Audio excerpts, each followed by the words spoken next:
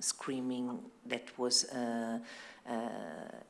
indicated on the program of the day. Okay, so good morning to everybody, and I am Maria Gioia Vienna, and I am starting the event of today, if you allow me, opening with earthful thanks for the people who made this event possible, because this, as you have seen, also the students have seen here at the University of Siena for Foreigners, it is a kind of frantic period because we are starting events in presence, and this enthusiasm is just causing a kind of very tough schedule in terms of events about many different topics. So I do thank you, first of all, our guests, and in order to decide how to thank them, I thought that the kind of kilometrical approach could have been a possible one, and I start therefore with Professor Rebecca Suter, who is who is speaking today from Sydney. And as I anticipated, for those who were here, she is now moving to Europe after a long staying in Australia. So I do thank her not only for taking part in this event, but especially for doing it in such, I think, complicated period in terms of organization. So thank you very much. And I will then add just a few information about Professor Suter.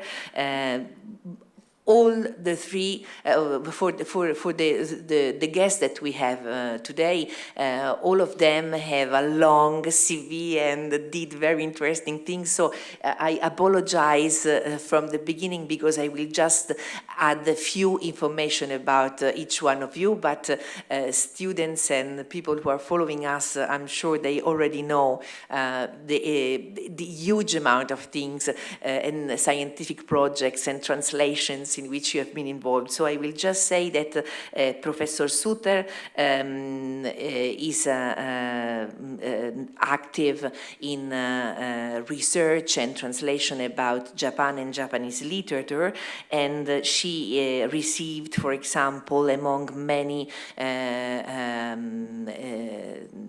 signals of the appreciation of the scientific and official appreciation of her work, the prize Inoue Yasushi in the year 2013, and she is at present fellow of the Royal Society of the New South Wales. She is also the director of the editorial collection Kimochi for Rizzoli, which is publishing contemporary Japanese literature. So I'm sure that Italian students had already an opportunity to read interesting works of contemporary Japanese literature translated for that editorial collection. Then we have always, in terms of kilometrical distance, we have Morita Norimasa, who is a friend of the University of Siena for Foreigners, because we had him as a research fellow during the pandemic, and he was, I think, the first and possibly the only Japanese citizen who obtained an AstraZeneca vaccination here in Italy during that period, so it was quite heroic. He survived, as you see. And among, except for that, let's say, he had also other, let's say, marginal experiences, which are, for example, being the dean of the Faculty of International Liberal Studies of Waseda University, where he served also as vice president for international affairs. Waseda University is very well known by our students, and also I'm sure, by the people who are listening to us. But the University of Siena for Foreigners is profoundly in debt with Waseda University for the support that it is always given to our research and our also exchange for students.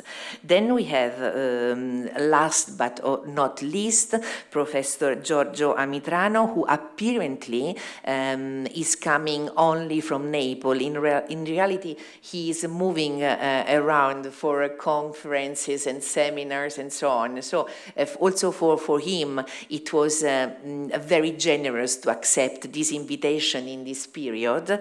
And what can I say about him? He has been the director of the department Asia, Africa, and Mediterranean at the Faculty of Political Science of University Orientale of Napoli, and he also served as the director of the Italian Institute of Culture in Tokyo. He received numerous prizes for his translation activities, starting from 1999 with the prize Alcantara, and the list is very long. The last one in terms of time is the prize Umberto Agnelli in the year 2020. In the same year, he also received the Order of the Rising Sun, which is a very important recognition of his activity in presenting Japanese culture to Italy and to the world. So the three of them have a solid experience as translator, not only as scholars, and it will be a pleasure then to listen to them today on the topic Italy reads Murakami and Murakami reads Italy.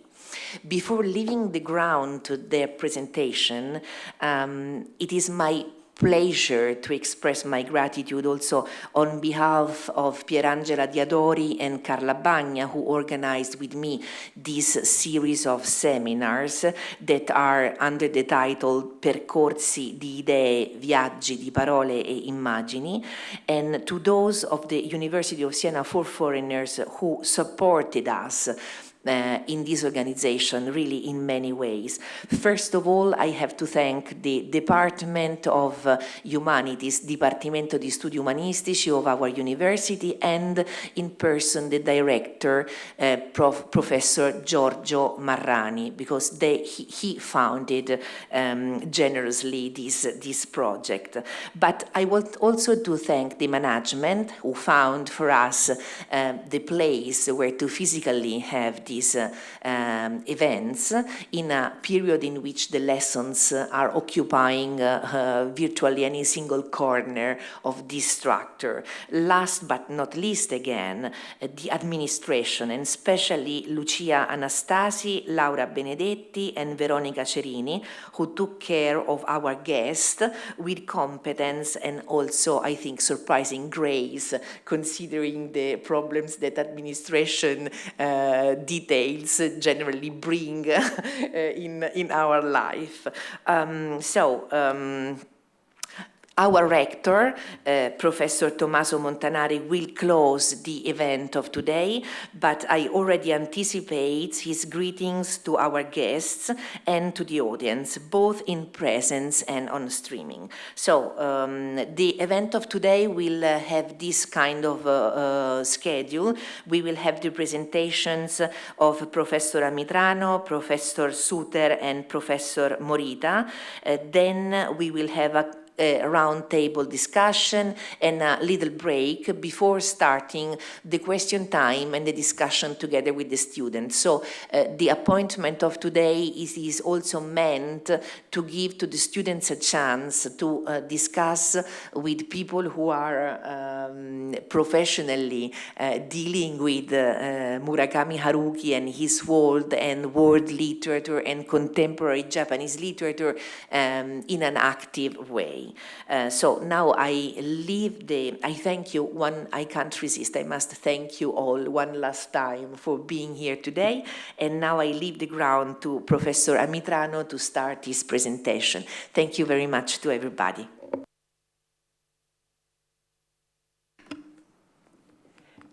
Thank you, Gioia, for your invitation and also for the nice introduction. I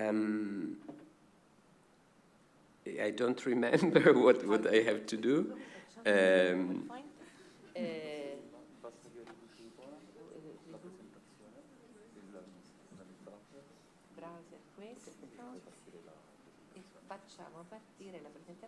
Yes, that one.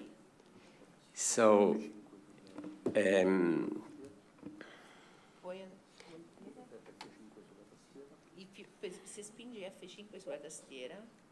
okay. So, good morning, everyone. I'm very happy to be here. I'm always very happy to meet students. And so, today's talk will be about, this is the title, Murakami Haruki in Italy. Marketing strategies, popularity, and critical reception.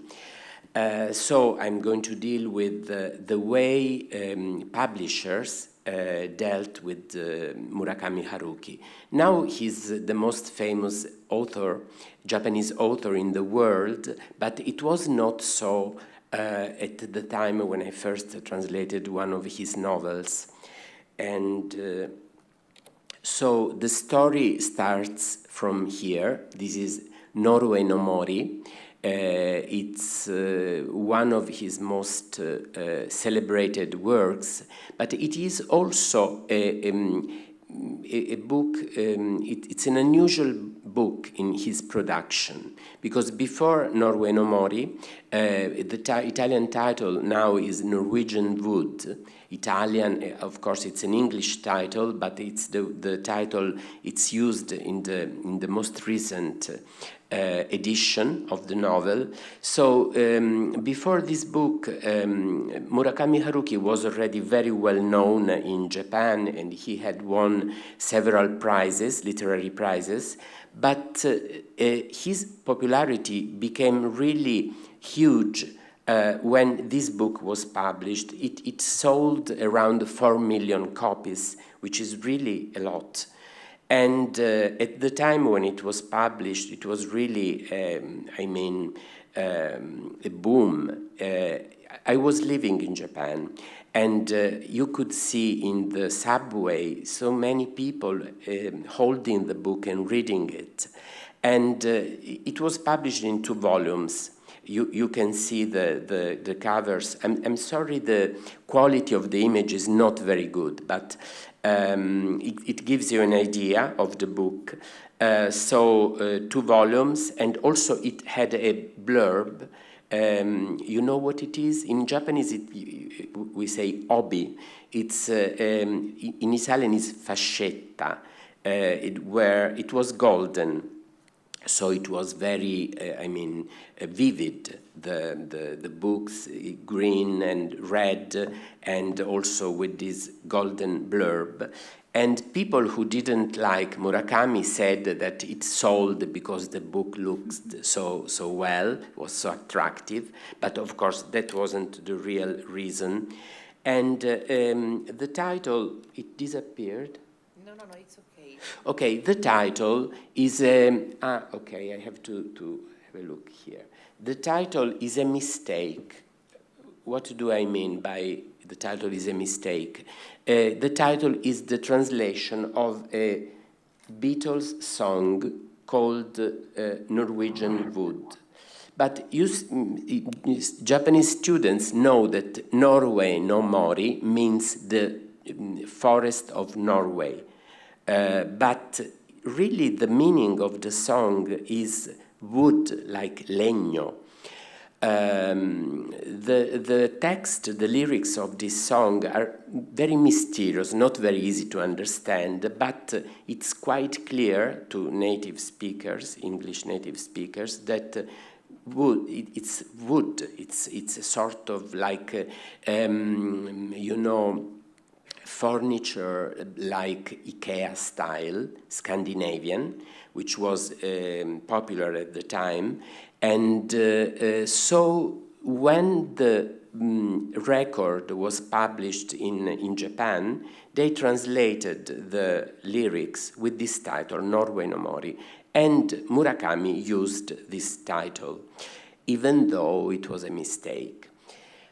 So Murakami wasn't well known outside Japan, and Norway no Mori hadn't ever been translated. So when I read it, I liked it very, very much, not because of the cover, but because of the content.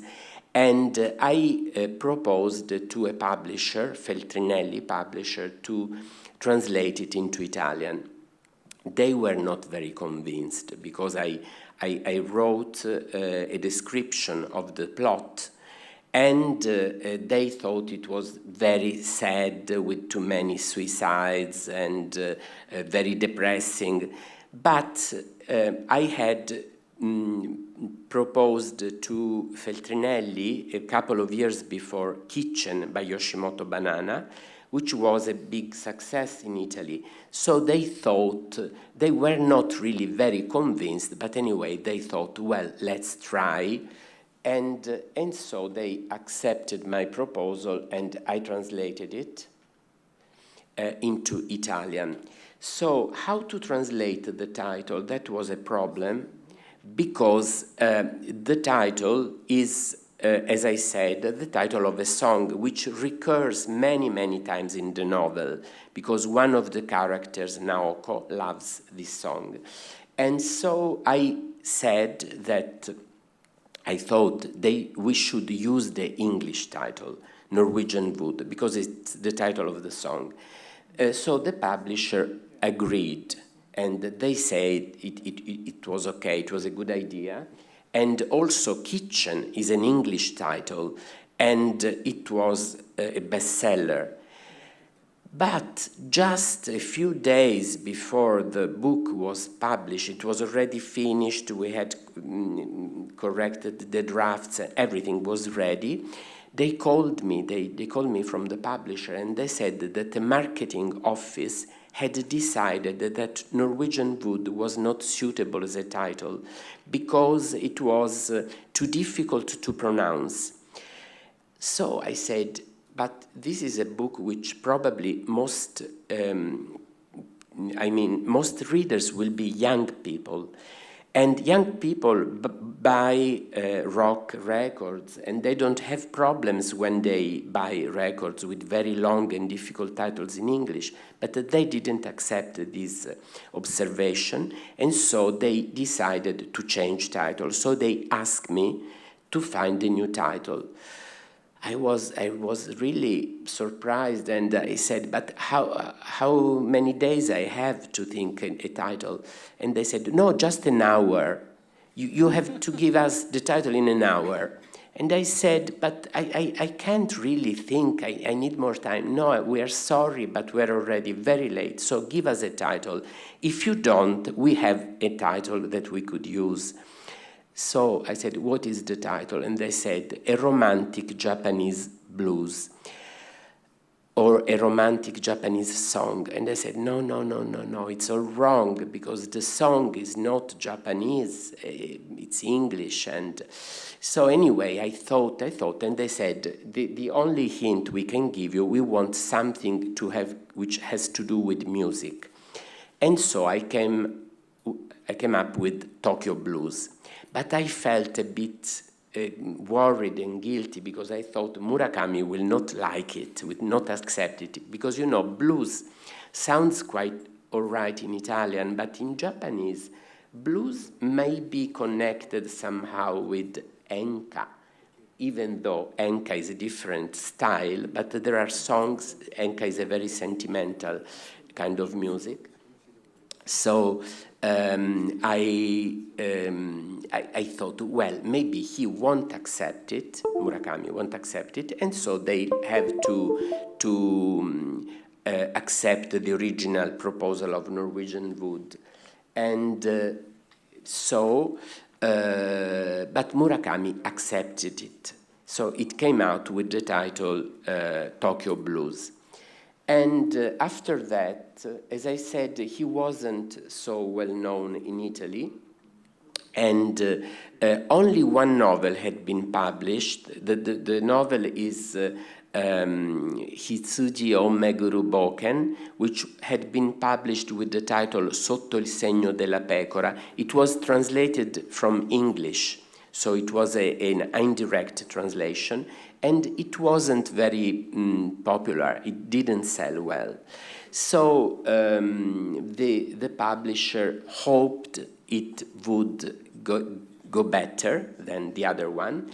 And we talked, we discussed about the cover. Usually translators don't have this possibility of discussing with the publisher about covers, but I'm quite persistent, so I called many times, and I said, please show me the proofs, what you want to use, and so on. And in the end, the graphic designer discussed with me, and we decided to use the same colors of the original cover, but it would be only one volume, not two. So we found this solution. The name of the author, unfortunately, unfortunately not... I'm sorry. It's okay, it's okay. Yes, okay. No. Yes. Yes, that's the one. So this is the first edition, the cover of the first edition. And the book didn't go well. I mean, it didn't sell. It sold very, very little. And there were very few reviews. So the publisher was very disappointed with the book and with me, because I had insisted so much, and I also had been very noisy about the cover and so on. So anyway, it was very disappointing altogether. But what was more disappointing was that after a couple of years, they sent me a letter saying that the book would be put into pulp. It would be pulped. You know what that means? It means destroyed. Because when a book doesn't sell completely, they destroy it, they burned it, because they don't have place to keep all these volumes. So my heart was broken.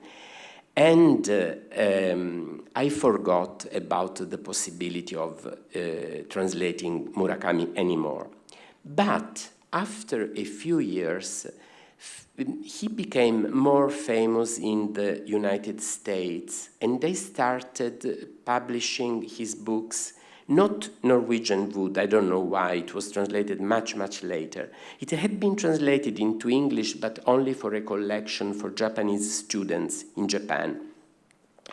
And so they decided to try to publish it in paperback. And they did. And this time, without any particular publicity, advertisements, or anything, it started selling very quietly, but steadily. And after a while, it became a bestseller. So it became a bestseller many years after it had been published. So, you know, books have a strange destiny sometimes. And it became a long seller, and it sold more than 150,000 copies.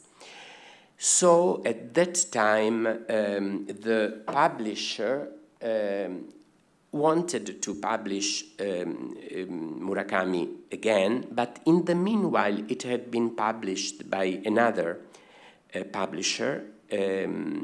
So a friend of mine, who is also a translator, Antonietta Pastore, had translated a few novels and short stories for another publisher. It hadn't gone so well, but after Norwegian Wood became a long seller, there was an awakening. Everybody was interested in Murakami suddenly. And at this point, the agent, Murakami's agent, said that he didn't like the title anymore. That was, I was told, that he didn't write directly to me, but he said he didn't like, and he wanted the original Norwegian wood to be used again, and the publisher decided to do a compromise, so they wrote both titles, as you can see. Tokyo Blues Norwegian Wood. So at first they said Norwegian Wood is too long, and then they made such a long and strange title, Tokyo Blues Norwegian Wood. A few years later, I changed publisher. I started to work with Einaudi, and they managed to make an agreement with Murakami and to publish all his books.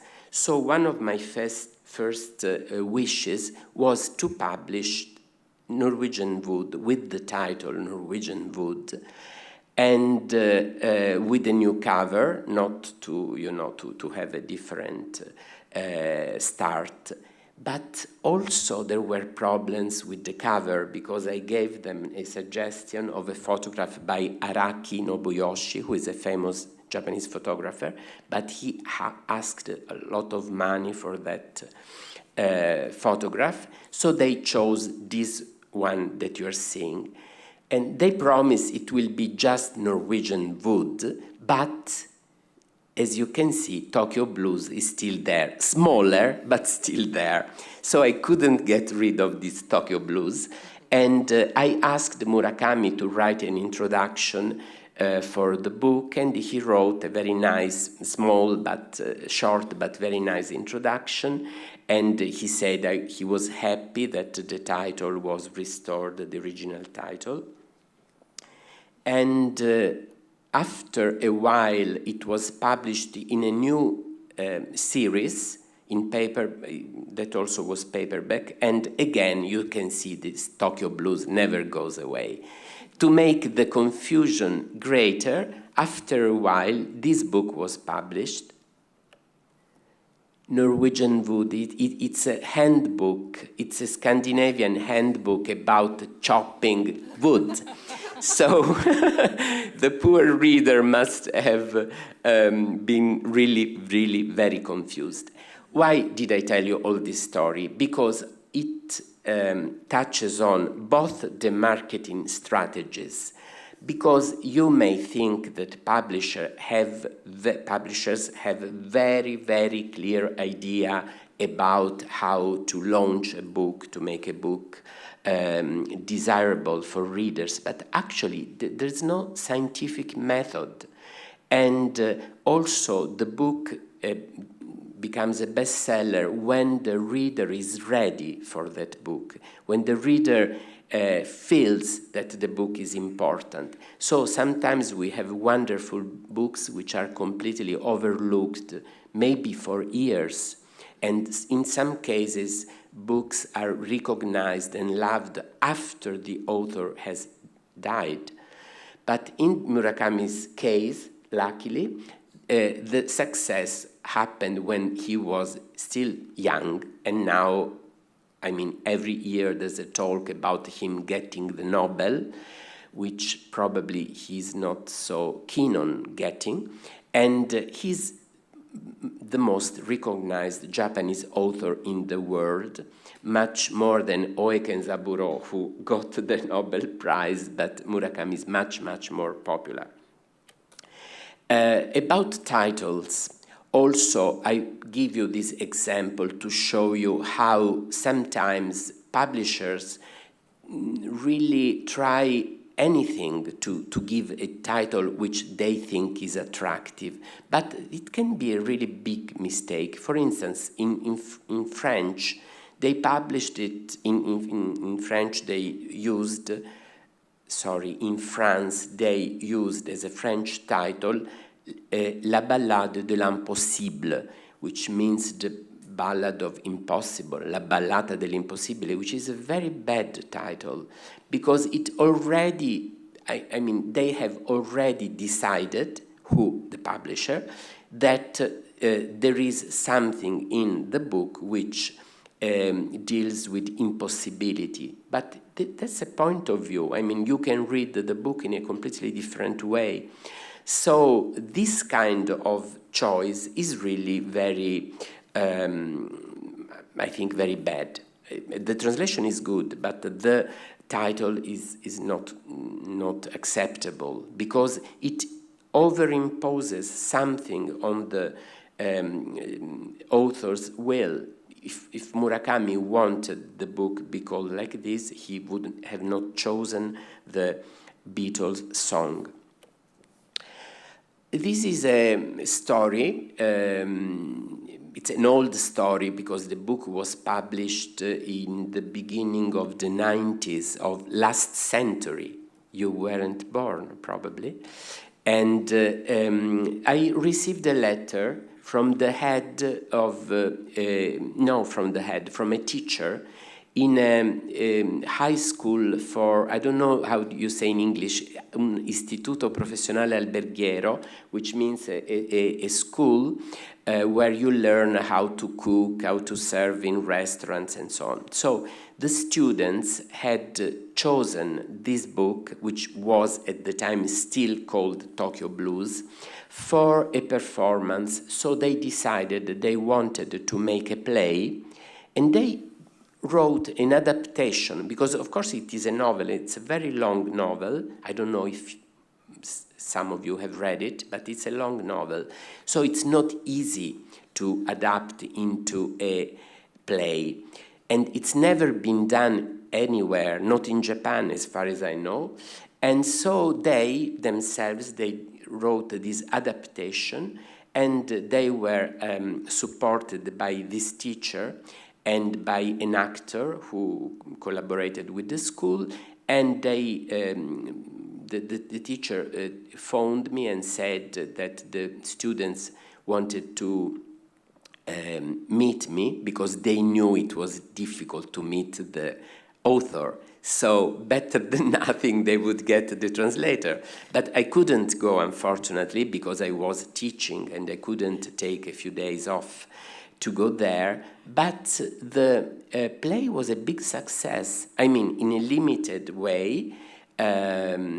So it was performed several times, and it won a prize of the national school representation or something. And they sent me a letter with their sign, and their names and their roles. One is, some are actors, other are, technicians and so on. And these are the photographs of the students, who must be now about 40, I don't know. They must be adult men and women. And anyway, I was so excited about this, what they did. So this is the kind of festival they took part in. And these are the reviews of the play, the performance. Falcade was the little town where it was shown. And this is about their winning the prize. You see, it's un riconoscimento di livello nazionale. It was recognized in this, and then grazie Giappone, thank you Japan, and so on. So it was, it was just born from their ideas. They found this book in a market. They had a school market exchanging books. One of them found it, and then little by little it spread, and it became their favorite book.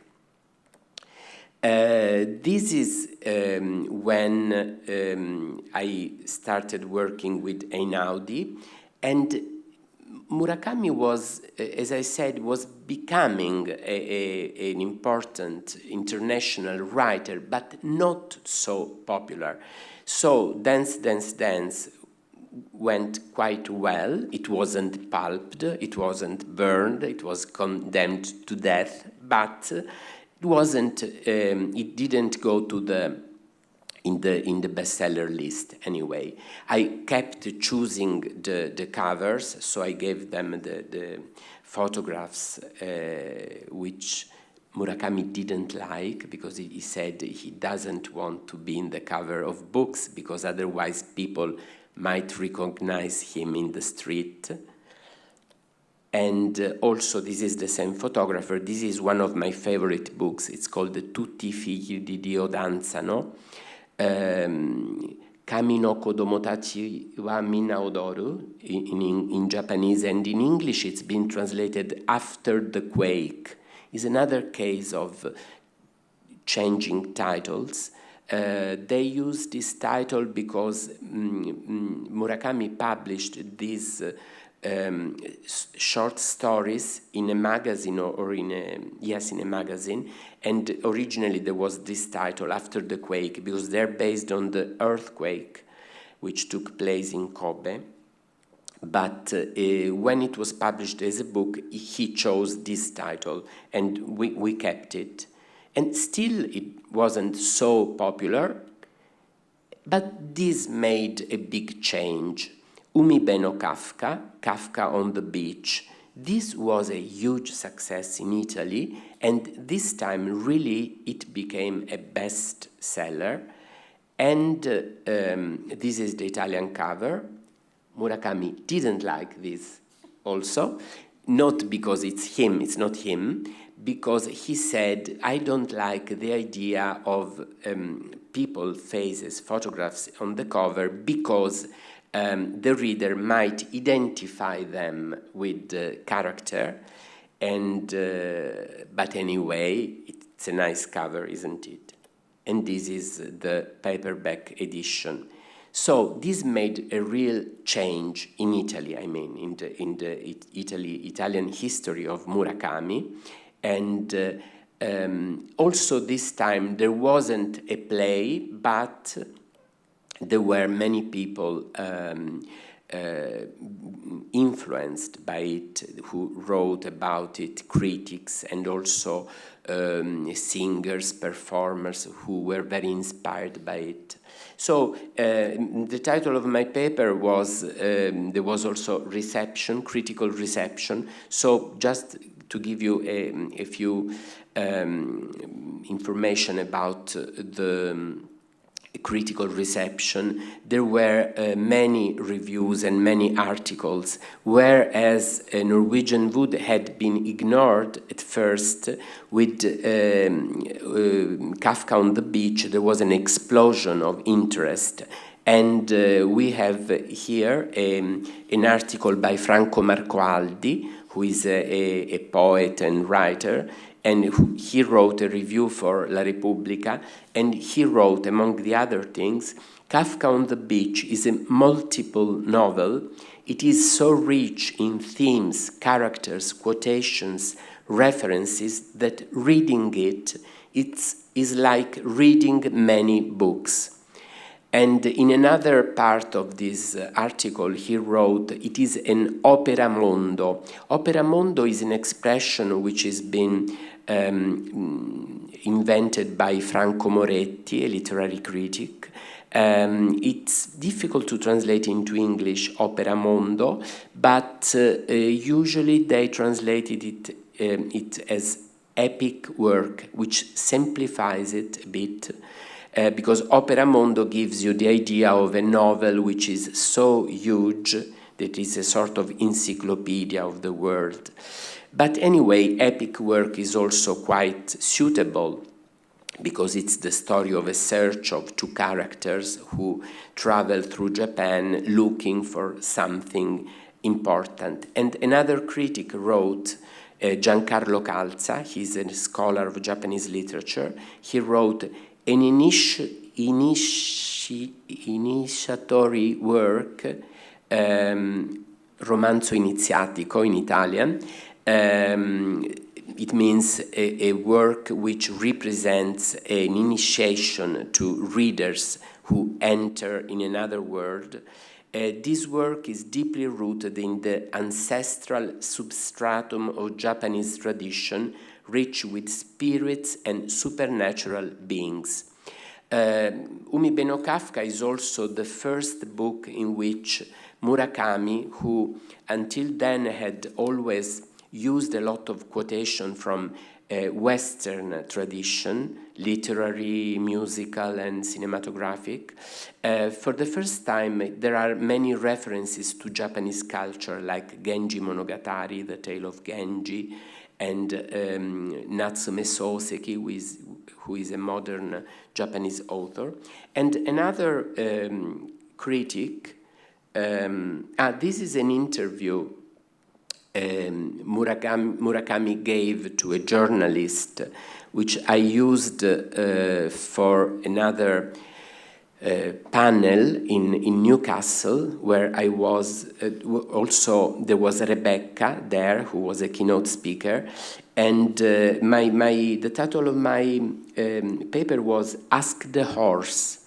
Which was taken from this interview because the journalist went on and on with very difficult questions about the meaning of symbols in Kafka on the Beach, and he became very irritated, Murakami. Actually, I'm always talking about Murakami, criticizing, being irritated. He's a nice, very, very nice person. So I don't know why I'm just quoting when he disagrees. But anyway, he didn't like all these questions. And he said, if you, I try to remember, if you write a novel, you don't know really what you are doing. It's like you are on a horse which rides and that you cannot control. You can just follow the horse. And I try to not to fall down when I write. I try to be on the horse, but I don't try to control the horse, to guide him. So don't ask me, ask the horse. That was what he said. And so I used this title as a metaphor for his attitude to literature. And this is do you say MP3 for records? I mean, it's a record made by a group, I think it's an amateur group, which called themselves Kafka sulla spiaggia. And this is a festival, summer festival, which they did somewhere with the presentation of books and music, and the title of this series of performances is Kafka sulla spiaggia. Just to give you an example of how this book influenced in places where you don't expect to find a book title. And this is Ichikyu Hachiyon 1Q84, in Italian 1Q84, which also was a huge bestseller. Most of his novels are bestsellers now. And Marco Belpoliti, who is another critic, wrote, reading this book, Murakami is the Dickens of the 21st century, which is a very good example, I think. He's very, I mean, he has a strong connection with the 19th century novel, because he has the same sense of building stories which take the reader in a distant dimension, and it has a very strong of trust, confidence in literature. And then he wrote a wonderful book. Sorry, what I'm reading now, I'm quoting from another article, which is still on Kafka on the Beach.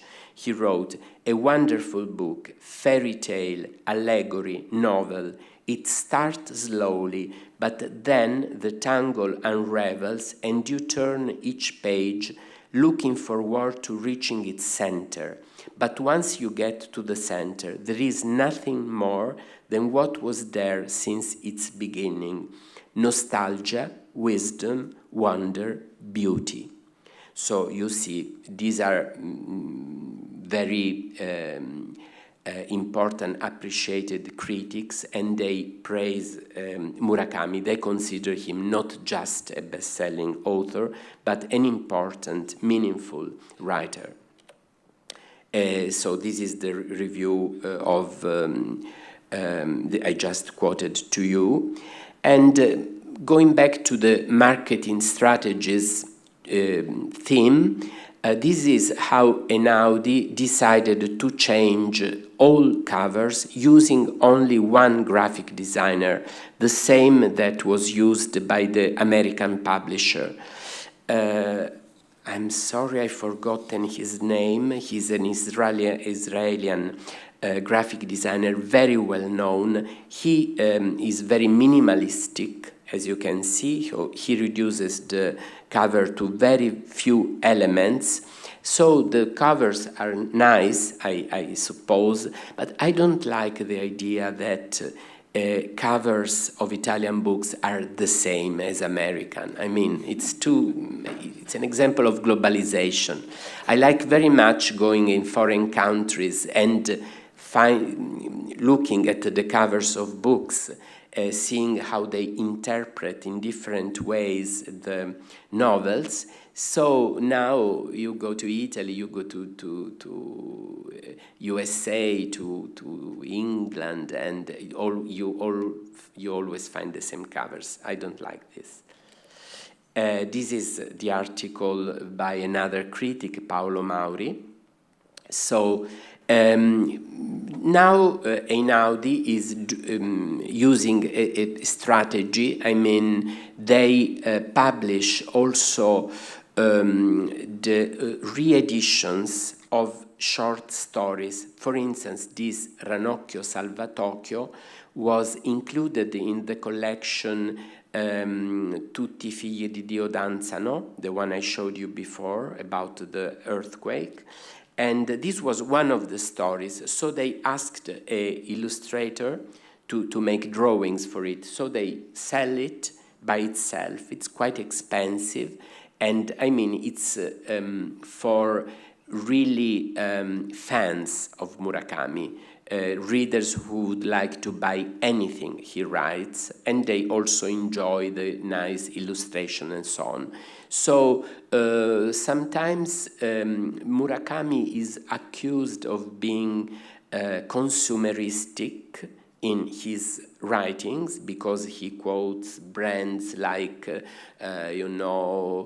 mufflers or jacket. He says the brand, but I think he doesn't it with a commercial intention. He just describes reality, and reality today is also made of brands.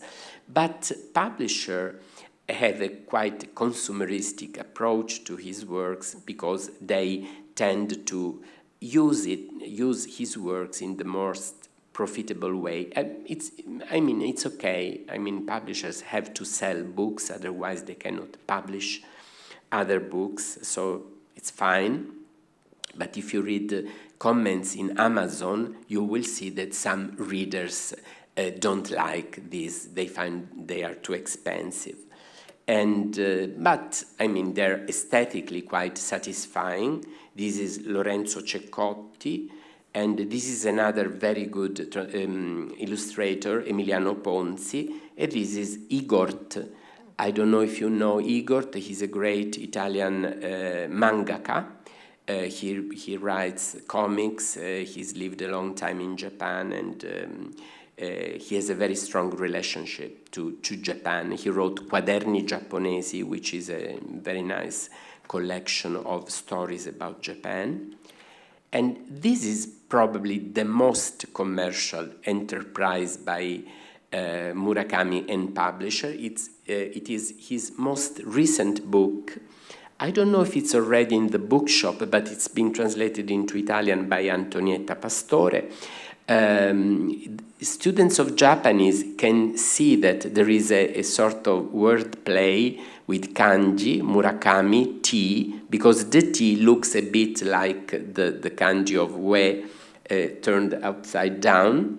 And this is the cover. It's a collection of photographs of his T-shirts with comments, he says, Boku no aishitati shatsu tachi.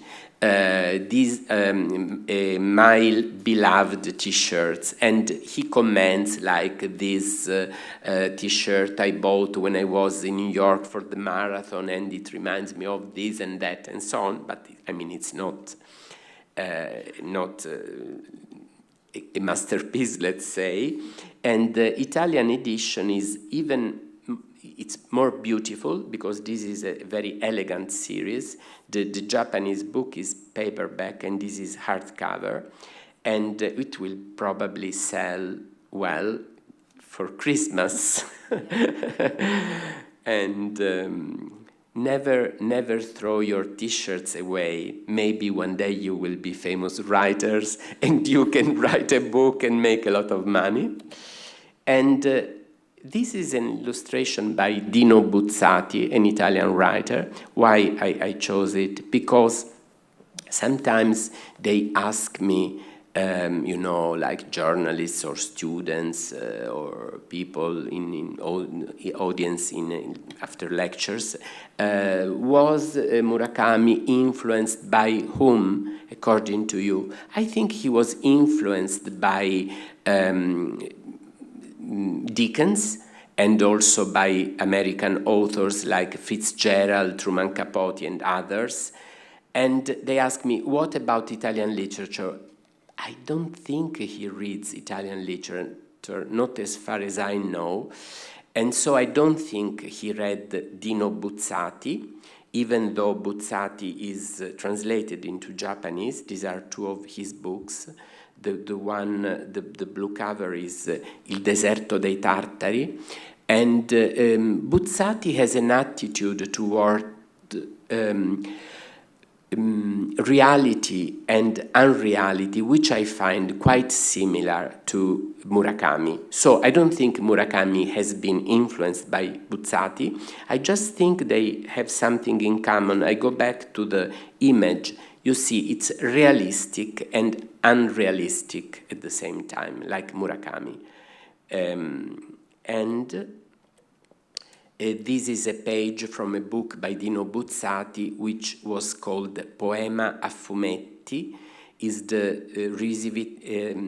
revisitation of the myth of Orpheus and Eurydice.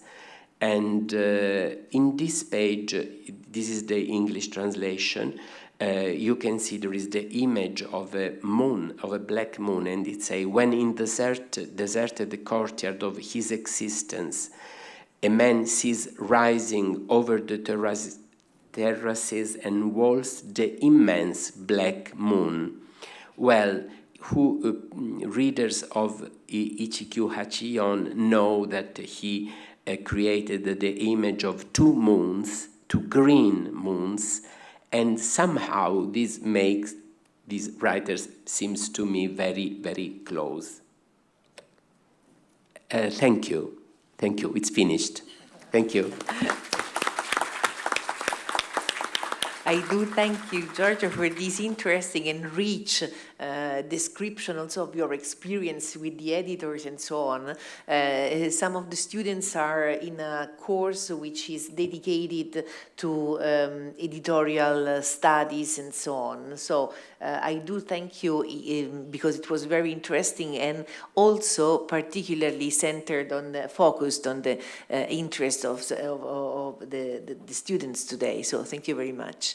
And I now leave the ground to Rebecca Suter, who developed in her studies also, who dealt a lot with this idea of the appropriation and the re-elaboration of Anglo-American culture by Japanese contemporary writers and so on. She studied about world literature. So the topic of today will be the travel writings of Murakami Murakami Haruki, Italy and Greece, but I'm sure that she can also go on the line with what Giorgio already said, especially in the round table that we will have at the end of our presentation. So I now leave the ground to Rebecca, and I hope that she listened to us, because we are... Yes, you listen to us and you see us. So you are lost in some mysterious place of our screen. And I am not moving too much of it because I don't want to cut the connection with you. But probably... Can you hear me? Yes, we can hear you perfectly well, but we cannot really see you. So are you going to show us a PowerPoint presentation? No, I was just going to say, no, I don't All have a right. PowerPoint, so I So can just we would like My to... voice is enough. If I mean, we are going to ask our technicians to give again, here we see you. How did you do? Just a second. Yes, you click on it. Perfect. We see you. Welcome back on our screen. Thank you, Rebecca. So I leave you the ground. Thank you very much, Joy, for inviting me, and thank you. My thanks to the Università per Stranieri di Siena for the kind invitation. I'm very, very happy to be. I'm very, very sad not to be there in person. I would have loved that, but excited to be on the same panel with two of my favorite people in the world. So very glad to have this opportunity. And yes, my apologies, I don't have a PowerPoint. All of my books are currently in boxes on their way somewhere, hopefully not lost. But so yeah, I wanted to have some quotes and book cover photos or whatever, but yeah, I wasn't able to do that in time before everything got shipped. So sorry about that. You'll just have to bear with me talking. So yes, I will be talking about one very specific aspect of Murakami Haruki's work, which is his travel writing, and particularly two books that are based on his the period of 3 years that he spent between Italy and Greece. So it's not just about Italy. Sorry, I'll have some examples from Greece as well, because I think they make an interesting comparison. Of course, I'll also be happy to talk about other aspects of Murakami's work in the in the discussion, but also in the Q&A with the people. So, audience, please feel free to ask questions about other things as well. I'd be happy to talk about that. Before delving into specific works by Murakami, I thought I would say just a couple of words about the genre of travel writing and how I guess I frame it, and also why I think it's interesting to look at Murakami's travelogues. I think for the way in which they give us a more nuanced understanding of the genre of travel writing, as well as a better understanding of Murakami as an author. The study of travel writing, like as a sort of a subject of academic inquiry, is newish. It's maybe 30, 40 years that, since it has become a topic addressed in scholarship. But by now there is, growing body of scholarship on the topic. And broadly, the consensus in the scholarship is, I guess, around two things. One, that it's kind of hard to pin down as a genre because it's quite broad. It spans a broad range of stylistic and structural features, so quite diverse. But also, what scholars often point out is that it's quite coherent in its ideological underpinnings. So it's quite cohesive that way. And in particular, scholars have looked often at the sort of the colonial or imperial legacy that comes through contemporary travel writing. And I'll just talk about two quickly of the sort of big scholarly works on travel writing. One is this book by Patrick Holland and Graham Hagan called Tourists with Typewriters. And they indeed look at this sort of ambivalence and hybridity. And one of the things that they point out is that this complexity of the genre grew with the advent of globalization and mass tourism. And they sort of look at these two aspects of it. On one hand, the way in which the publishing industry is sort of cashing in on the desire on the part of the audience for sort of cultural difference that would remain after globalization, that is not sort of wiped out by the homogenization of globalization. And so they promote travel writing as this alternative to globalization and to mass tourism. And so in that sense, they see the genre as this sort of commercial endeavor, but they also see it as, I guess, they see some redeeming features in it, and sort of see travel writing as a genre that also has the ability to make readers think, to make readers sort of open up to cultural difference, genuinely engage with difference, I guess. And then the other author that has written one of the most interesting, I think, works on travel writing is this Debbie Lyle, who is actually a political scientist. She's a scholar of international relations, but she's written this book on contemporary travel writing, and again, the way in which contemporary travel authors engage with this imperial legacy of the genre, the way in which they sort of connect with the kind of travel writing of the colonial era. And she's a lot more critical, and she sees two main ways in which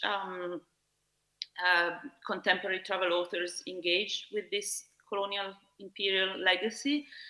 One she calls a colonial vision that is sort of nostalgic for this lost age of imperial order. And the opposite of that, or well, I'll say in a moment, not really the opposite, but the other approach is what she calls a cosmopolitan vision. So that focuses on the positive dimensions of globalization as, I guess, multiculturalism. And what she argues is that, like, they may seem the opposite these two views, but in fact they come from similar concerns, and they are complicit in sort of preventing the possibility for more radical alternatives. It's either colonial nostalgia or sort of cosmopolitan enthusiasm, and there doesn't seem to be much else. And so all of these critics, I think, make a convincing argument for this, for how coherent and sort of colonial nostalgic travel writing is. But the coherence that they see, I think, is very much also the product of the kind of works that they look at, because the corpus of works that they analyze, which is diverse in many senses, but not in one, which is that they're all English language travelogues, travel books. So and so aimed at an English-speaking audience, and so that's why I think it's so interesting to look at Murakami's travelogues, because I think that I was hoping that, and indeed it seems that's what I found. There would be quite different dynamics when we have contemporary travel writing, but that is written for by a non-English author and not in English, and also read by multiple audiences in, again, languages other than English, right? What Giorgio was describing to us just then, you know, the popularity of Murakami in Italy is just one example, but indeed, Murakami, for example, is an author that is translated in a lot of languages and sort of up to a point, and I'd like to talk about this more maybe in discussion, but maybe up to a point, there is this mediating, I guess, role of the English language market, right? Like Giorgio was saying before, it was only after Murakami became popular in the United States that he was picked up again in the Italian context, but that's a thing of the past, right? Now that is no longer the case, and we don't wait for works of Murakami to come out in English before they are accepted. In Italian, French, Norwegian, Finnish, and whatever context.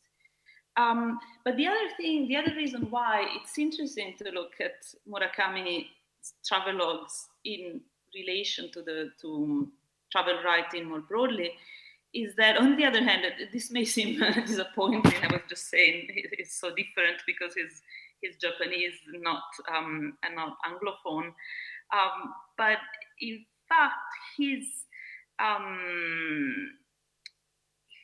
travel writing is very much inspired not by Japanese travel writing, even though there is a strong tradition of travel writing in Japanese literature, but Murakami's travelogues are openly inspired by English language sources, and I'll also give some examples. A lot of the references that he makes to other literary works, to music, to film, when traveling are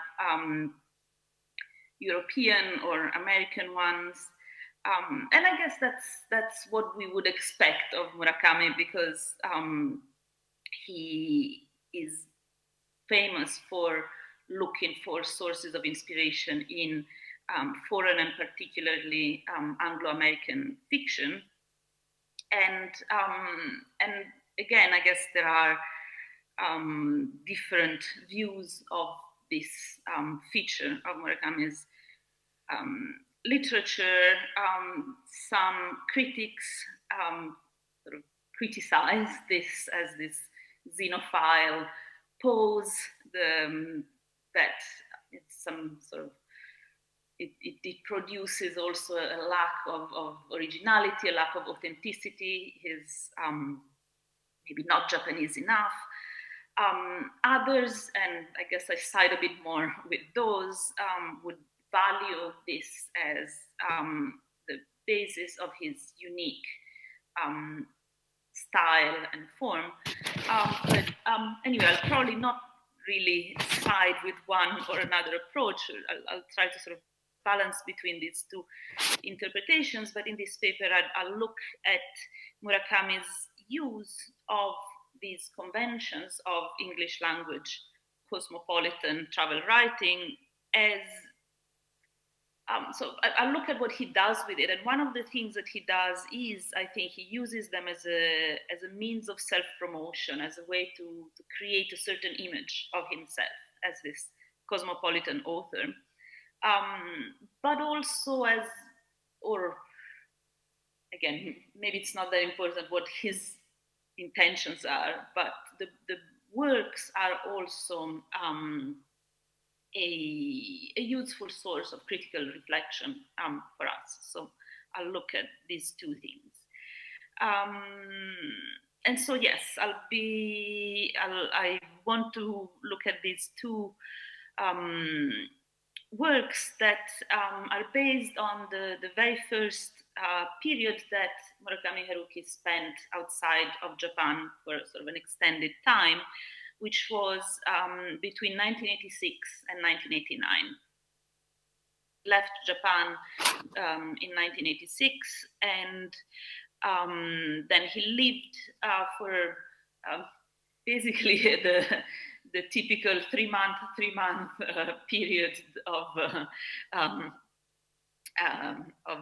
sojourn that I think maybe many of us have experienced as a way of not having to get so taking advantage of the visa waiver program of the countries. So stay 90 days and 90 days and going back and forth. And this was before, I guess, 2001, sorry, and the 9/11 additional restrictions, and then the pandemic. So it was, I guess, a lot easier to do 3 months, and have a lovely time for 3 years in two countries.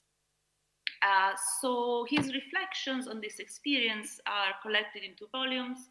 One is called Toi Taiko, so distant drums, and the other is called Uten and Ten, rainy skies, blazing skies, and they were both published in 1990. And this is what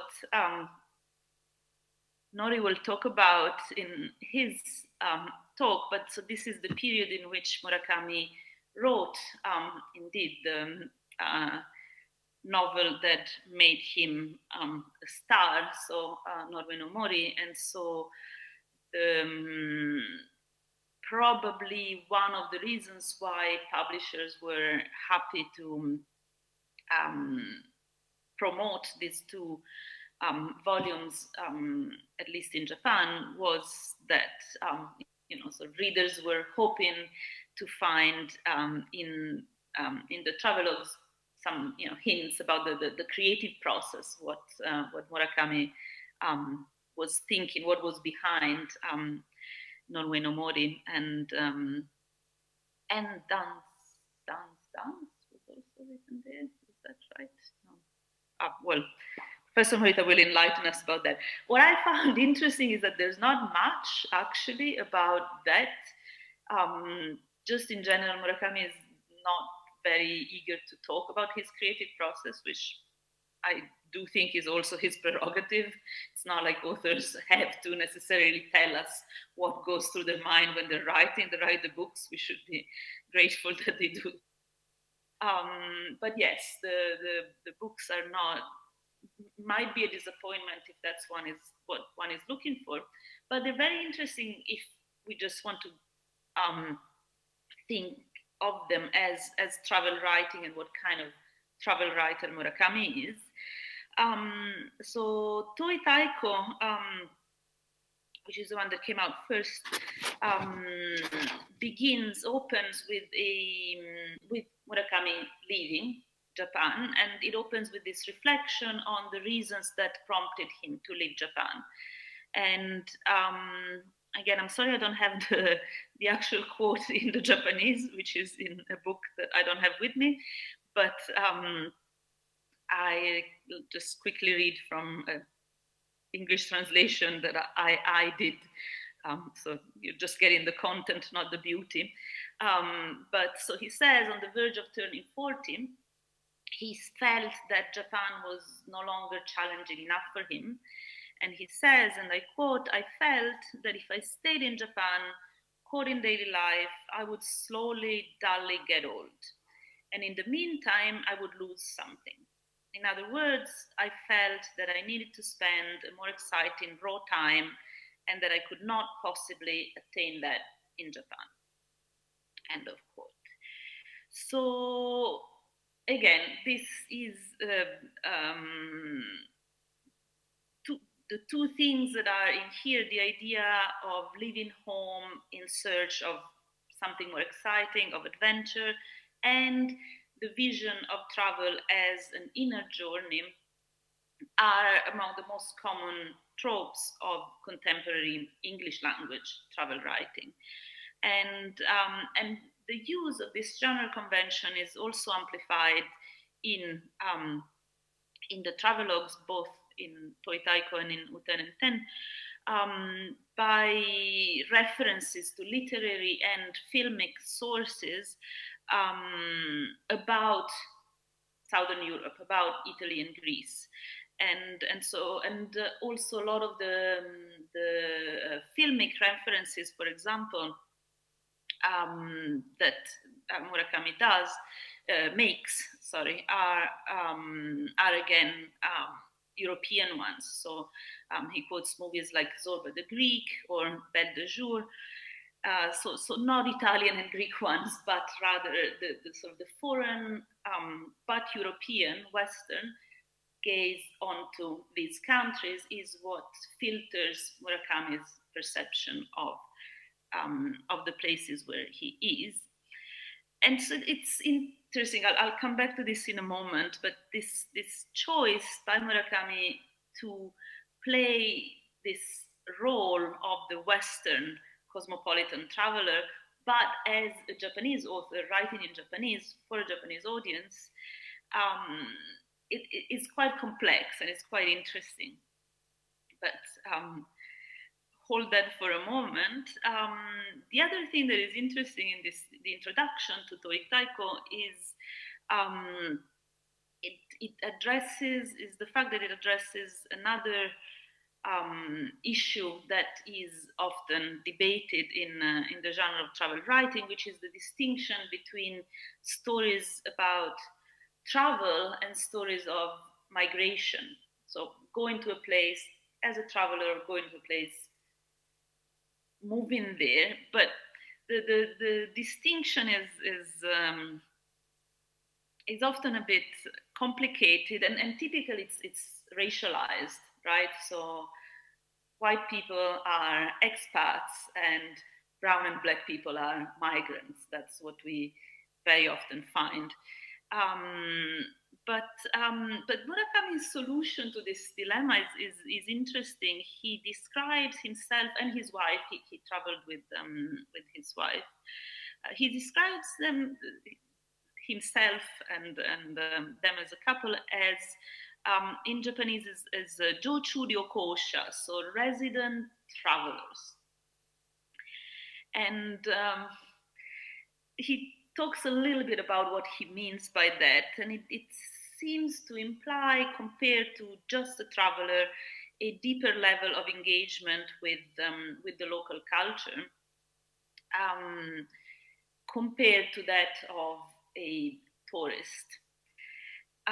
He doesn't use, however, the word tourist there, and he doesn't compare himself to that. And that is another thing that is interesting, because in English language travel writing, the vilification of the tourist is another big topic. So very often there are characters that appear in travel stories, at least again in the English language corpus, that so there are these characters who are tourists, and they're always terrible. They're ignorant about local culture. They're not interested in it. They are so they're really used to project, by contrast, this positive image of the traveler that instead is open-minded, is insightful, is really willing to challenge their own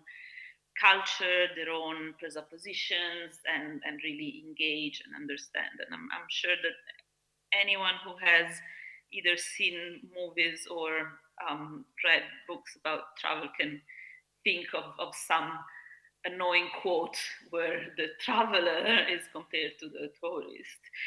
But Murakami's resident traveler is not presented as the opposite of tourist. In fact, he does a lot of tourist stuff. He talks about how he follows, he has guidebooks, he looks things up there, he goes to restaurants, he goes to sort of see the sights. And so he doesn't engage in that kind of projecting a positive image of himself by saying that he's not a tourist.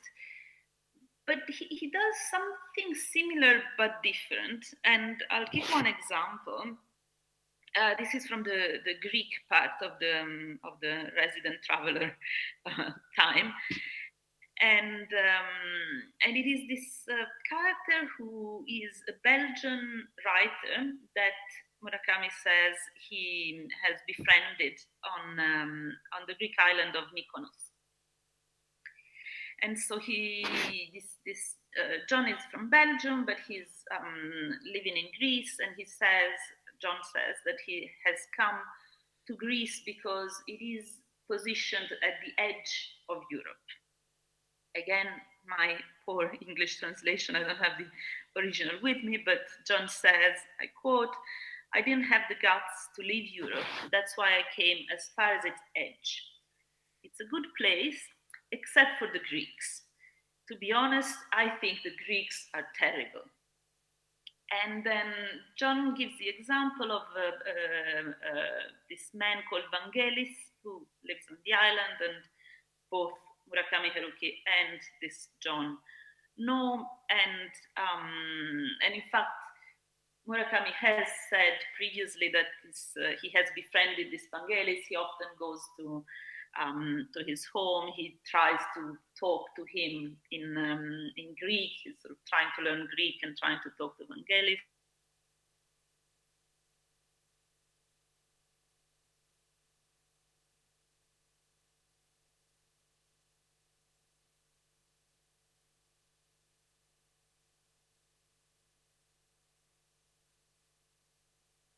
Rebecca, ci senti? No, credo sia No. collegato.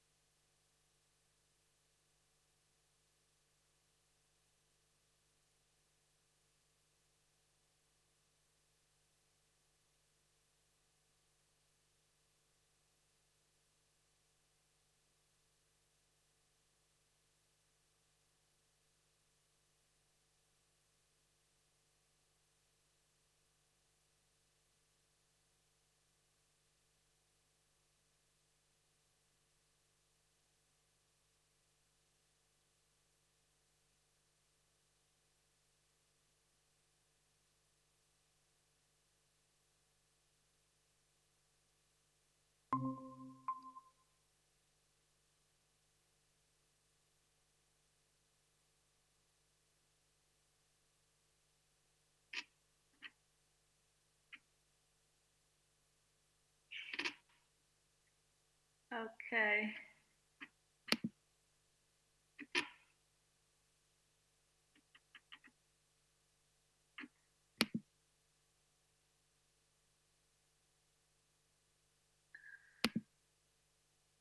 Perfetto, ti vediamo e ti sentiamo.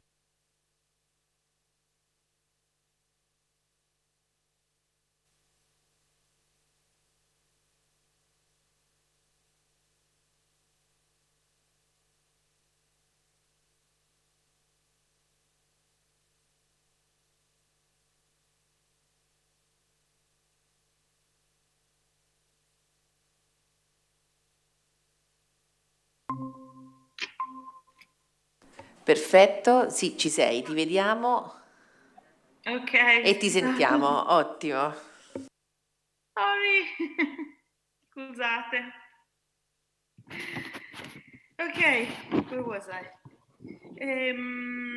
So yeah, as I was saying, there is this character of the Belgian expat in Greece, and indeed, and Murakami is sort of describing this dialogue that he has with him. So we see this John talk, and so John is very contemptuous of the locals. He doesn't like Greek people. You know, he likes Greeks, but not the Greeks, right? And so he's critical in particular of this man Vangelis that Murakami sees as a friend, but John instead finds terrible. And again, I have a little quote from the dialogue. It says, he can't even speak English, he's dumb, he's boring, he's lazy. When I look at him, I almost want to go back to Belgium. Maybe our culture is fake, but at least we have culture. And it's interesting, there is this ambivalence in the text in this point. In the dialogue, Murakami, the character, doesn't really respond to John. So he doesn't confront him, he doesn't sort of argue with him.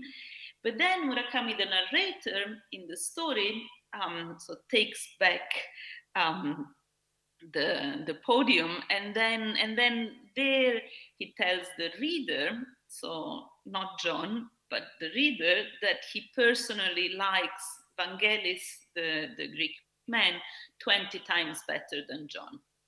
So in the end, it's sort of, John is the one presented in a negative light. And so, okay, to an extent, we can see this as the classic story of the sensitive traveler who has a better understanding of the local culture and the native people than the arrogant and superficial character presented there, the character of John.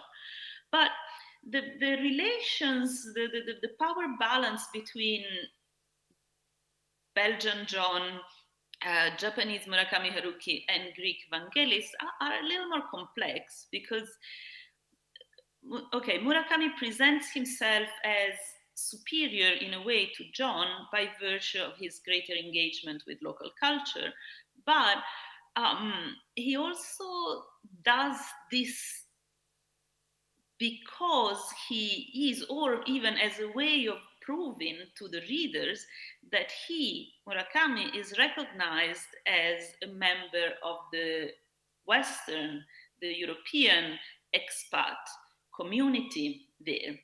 He's one of them. He's like John in that sense. And it's really because he runs no risk of being conflated with Vangelis, with the Greeks, as this non-Western object of John's condescension, that he can say that he finds Vangelis more relatable than John. So I think it's quite interesting, like the way in which he builds this dynamic and represents it. So enough about Greece. So the parts about Italy, they're mostly framed through another trope that, again, is recurrent in travel writing, which is the one of danger and inconvenience. So what he finds, what he experiences is typically bad in some ways. So it's either inefficient or dirty. For some reason, it's always too hot or too cold. And food is always amazing. But in general, there is this insistence on hardship. And well, on one hand, it could be also just factual. Maybe he had bad luck. I remember Giorgio telling me once, it really stayed with me a long time ago, that he thought that Yoshimoto Banana and Murakami Haruki were like Moriogai and Natsume Soseki.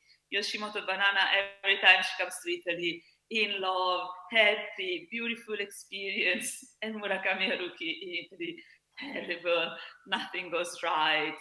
And okay, maybe he also indeed had some objective difficulties.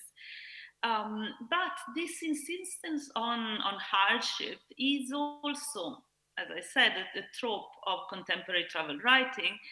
And it's also linked to, again, the legacy of the genre in the colonial period. So the early modern travel writing were explorers' accounts, and so there was always a component of hardship and of danger, because the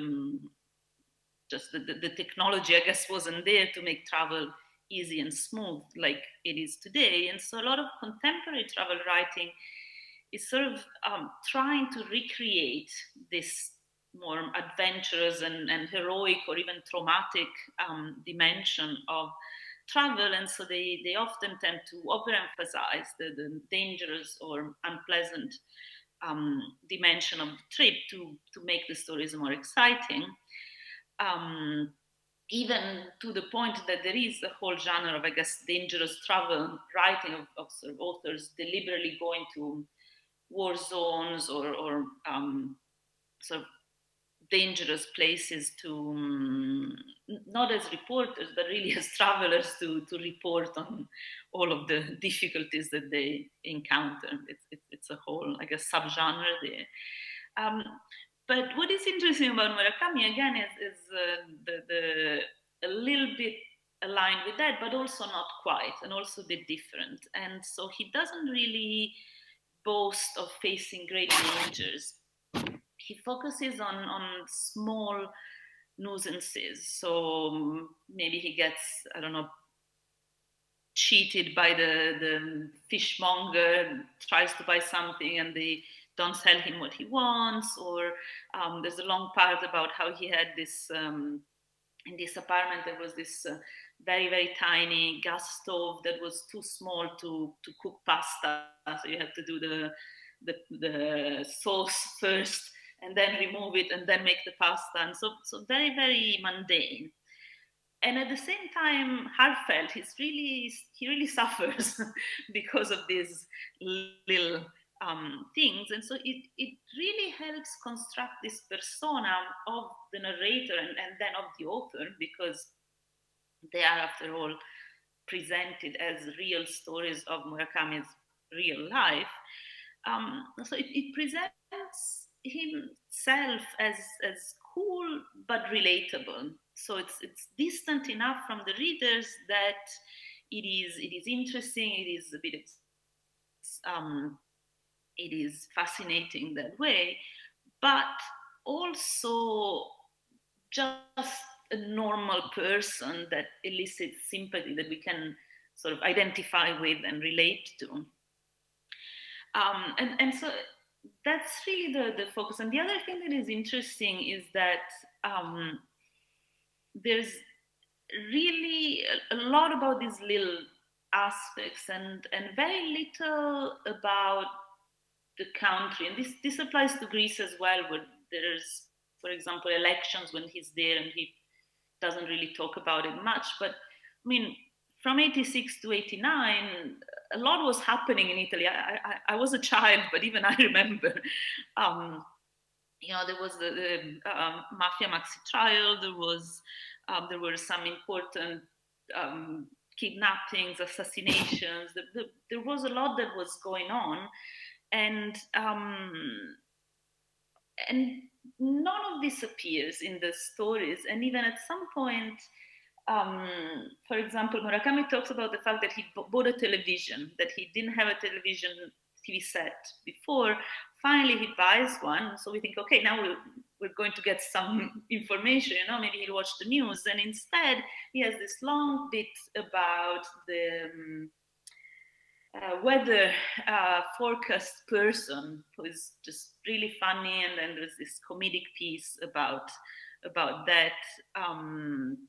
But not so much about the sort of the politics and the society are rather absent, and the focus is instead on all the little things. And well, maybe this is something I don't have I guess, very strong interpretation of this. So I'd be curious also to hear what others think. But I guess just to conclude, so.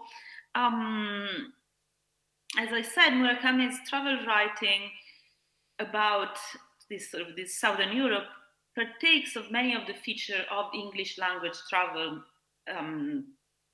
writing, and also of works that are about these parts of the world. So they both borrow some of the stereotypes from that, but also just in terms of the broader approach. So this I guess commodification of cultural difference for the consumption of the readers, this construction of the author as this cosmopolitan, culturally sensitive traveler, these authenticating strategies like the focus on the hardship of the journey that makes it more real and also more entertaining. But at the same time, I think because they are written by this Japanese author and for a Japanese audience, the texts engage this imperial legacy of travelogue that I was talking about at the beginning in this more complex way. And I see a similarity there with what Murakami's fiction also does in terms of constructing the persona of the author and engaging the audience in a certain way. So this projecting this image of the narrator as very familiar with Anglo-American culture, so sort of this honorary Western, and approaching this Southern European culture as the other, they really highlight the complexity of the position of a Japanese traveler, and also the thing that I was saying before about not really vilifying the tourist, but rather choosing a more ambiguous positioning as embracing some dimensions of tourism, but also trying to engage with the local culture on a deeper level. That too, I think, really constructs this persona of the author as cool but relatable, which I would say is also a big element of Murakami's success as an author of fiction, not just the travelogues, but all of his works. And I think I'll end here. Thank you. Thank you to you.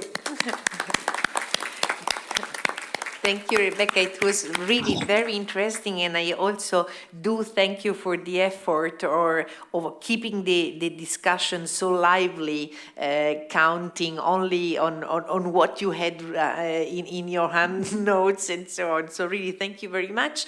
And while you were speaking, I already figured out a wonderful way to have you here in presence as soon as you have stabilized yourself in Norway, because I am publishing a monography on travels of Japanese in Tuscany between 19th and 20th century. So it will be a perfect occasion to talk together about travel literature again in the next future. I do hope so.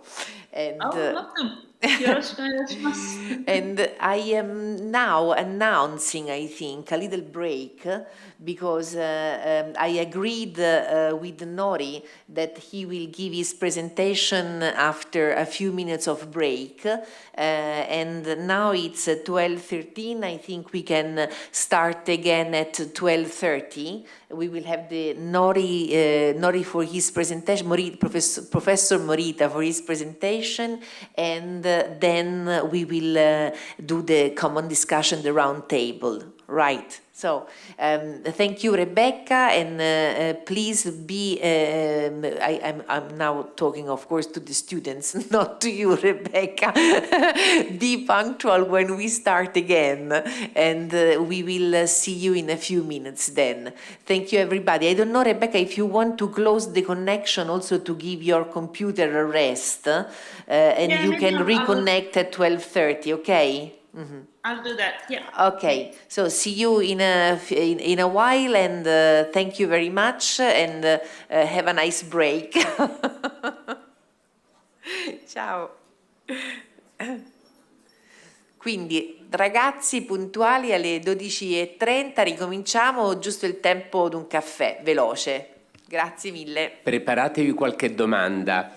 Sì, ecco, non fate... siate timidi. Infatti, non siate timidi. Non vi costringiamo con la forza, però se vi va, fateci qualche domanda o anche qualche commento.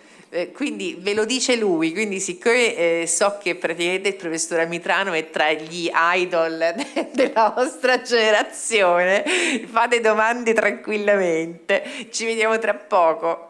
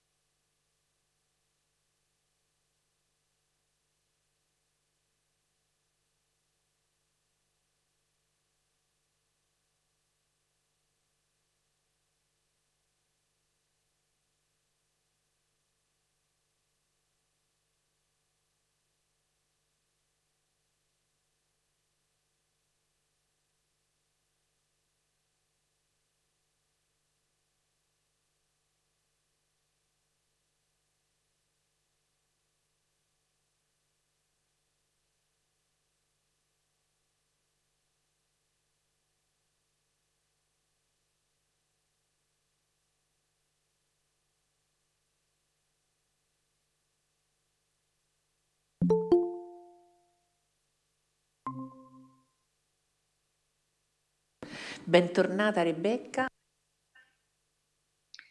Grazie.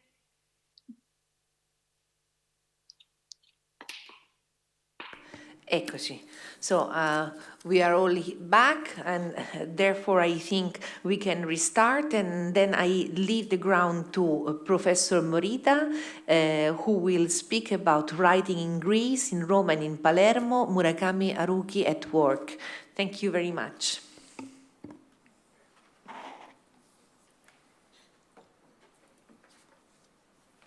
Okay, can you make it a slideshow?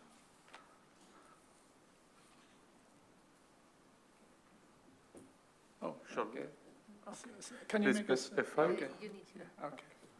Right. Okay. Thank you very much. And your patience. So really, this is a really marathon session, and then but after this, you have plenty of time to join us and then discuss the Murakami Haruki, and hopefully we finish before Japan-Croatia match starts this evening. Anyway, I'm talking about Murakami Haruki mainly in Italy. This is what already Rebecca already talked about. So now my presentation comes in two parts, and the first part is I'm following in chronological manners Murakami's stay or his living in Italy from 1986 to 1989. Then after that, I'm going to discuss how his long stay in Italy make any impacts on his two major novels, Norwegian Wood and then Dance, Dance, Dance. Also towards the end of his stay, he wrote few some short stories in Rome. So I'm going to talk about in the second part, the impact of his Italian stay on his creative works.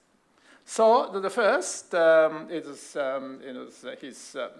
I think most information come from the Toi Taiko, this distant sound of drums, which Rebecca already mentioned. So, and also I've collected some other details from his other works. So in 1986, October, Murakami Haruki and his wife Yoko arrived in Rome. And then they stayed in a hotel near Vatican, and Murakami described this hotel as follows. There is nothing that this hotel can boast about, except it commands a good view of the top part of the St. Peter's Basilica from the bedroom windows. I'm appalled with a poor taste of a bedroom. Then they left Japan, or the Murakami left Japan, intending to stay in the level of Toi Taiko. He did not want to sink himself into the routine as a writer, and wanted to change his life and then himself before Murakami turned 40 years old. This is why he came to Italy to live. Then 10 days later, after their arrival in Rome, they left Athens on the 14th of October and stayed in a hotel, searching a place to live. They are introduced a small flat on the island of Spetsi Island. This is his small flat in Spetsi. This is a photograph he took many years after he left in Europe. He came back and visited Spetsi in already 2015. So this is just in the time Murakami took this picture. So one Sunday in the mid-afternoon, Sunday, they arrive in Spetsi. Their flat is a 15-minute walk from its main port and a 30 minutes walk from an old port. Then, as November 1986, Murakami and his wife moved to Mykonos and then stayed on this island for a month and a half. Anyway, this is again the picture Murakami took himself, or not, maybe not because he's in the pictures, but he took this picture when he revisited Mykonos island, revisited this Mykonos house. And he lived. Also, Rebecca mentioned this in the house, all the experiences he had in Mykonos. And then on this island, what he mainly did is a translation. So he said, on this island, I finished translations of the CDB's Brian novel, The Great Death Reef. Then I started writing my own novel as if I'd been looking forward to it. Around this time, I had the great thirst for writing as a new novel. This novel was to become as a Norwegian Oud, but it did not even have a title at that time. I started it just thinking of making it as a novella of 300 or 400 manuscript papers, but still soon I realized I could not in no way do so. So then I entirely dedicated myself to writing this novel while moving around Sicily and Rome. When it was completed in April 1967, it was a novel of a 900 manuscript paper long novel. Manuscript paper novels, those days, all those writers using this special ruled paper in Japanese called Genko Yoshi. And so this is a 900, so Genko Yoshi, long, very long, this is a novel.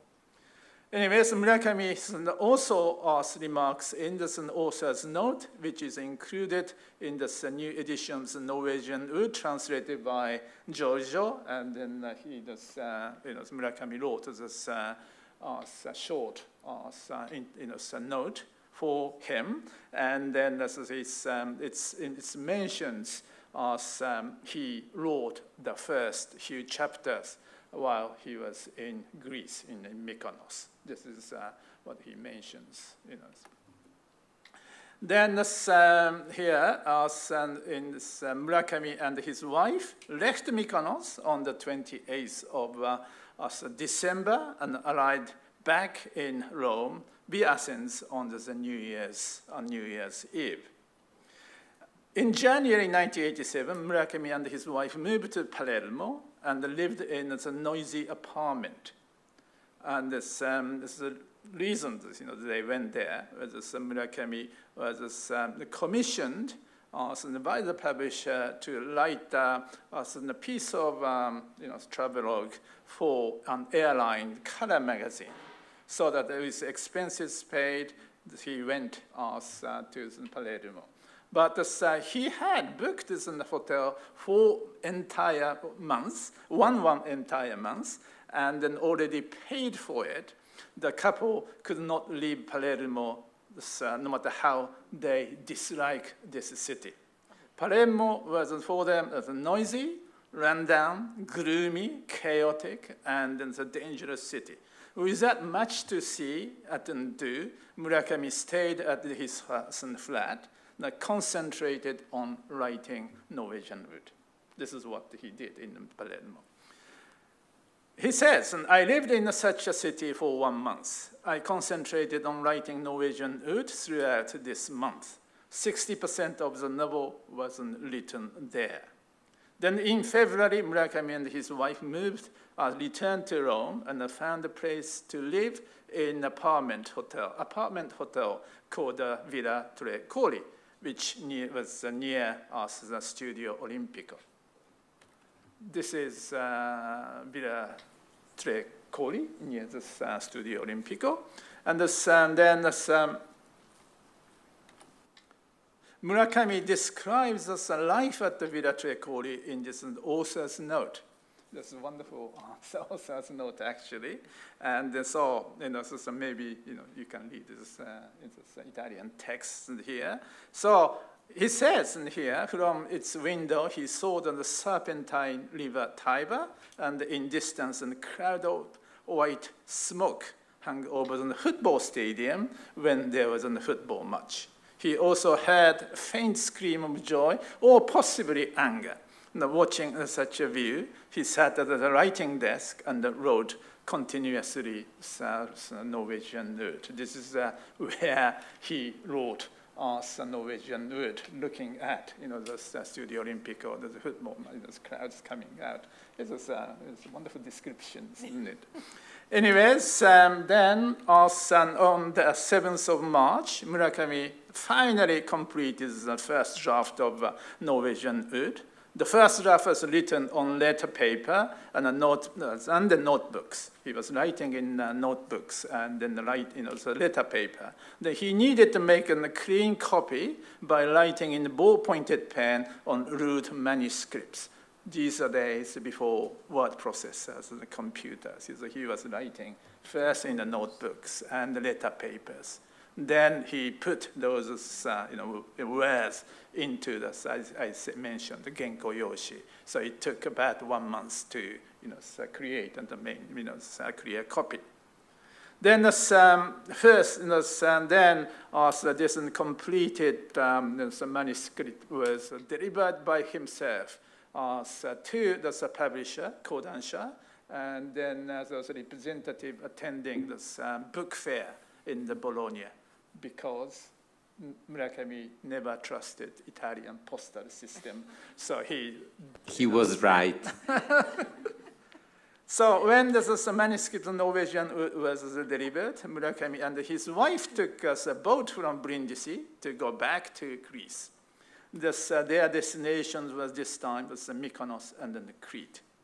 And then in June 1987, Murakami and his wife returned to Japan because Murakami needed to be in Japan to proofread Norwegian word. This is seems to be the pattern. Whenever this really work was printed, he went back to Japan to proofread. A few weeks later, Murakami and his wife returned to Rome. The Italian friend found us a flat in north-facing building in Parioli.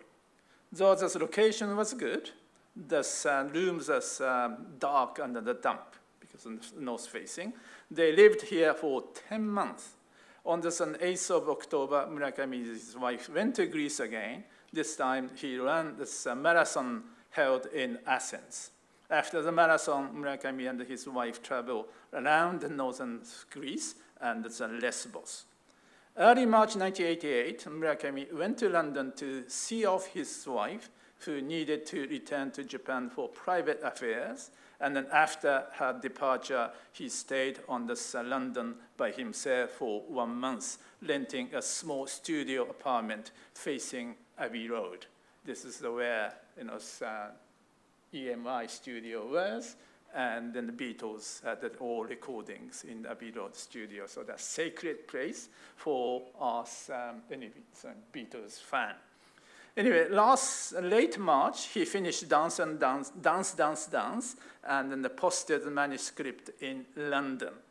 It was one of the reasons why he went to London, because again, he never trusted the Italian. Probably we have to change the... Okay, sorry. Yeah, okay, sorry about that. And then, so he went to London and rented the flat there, because for 1 month, because it's, hoping to finish his dance, and then posted from London.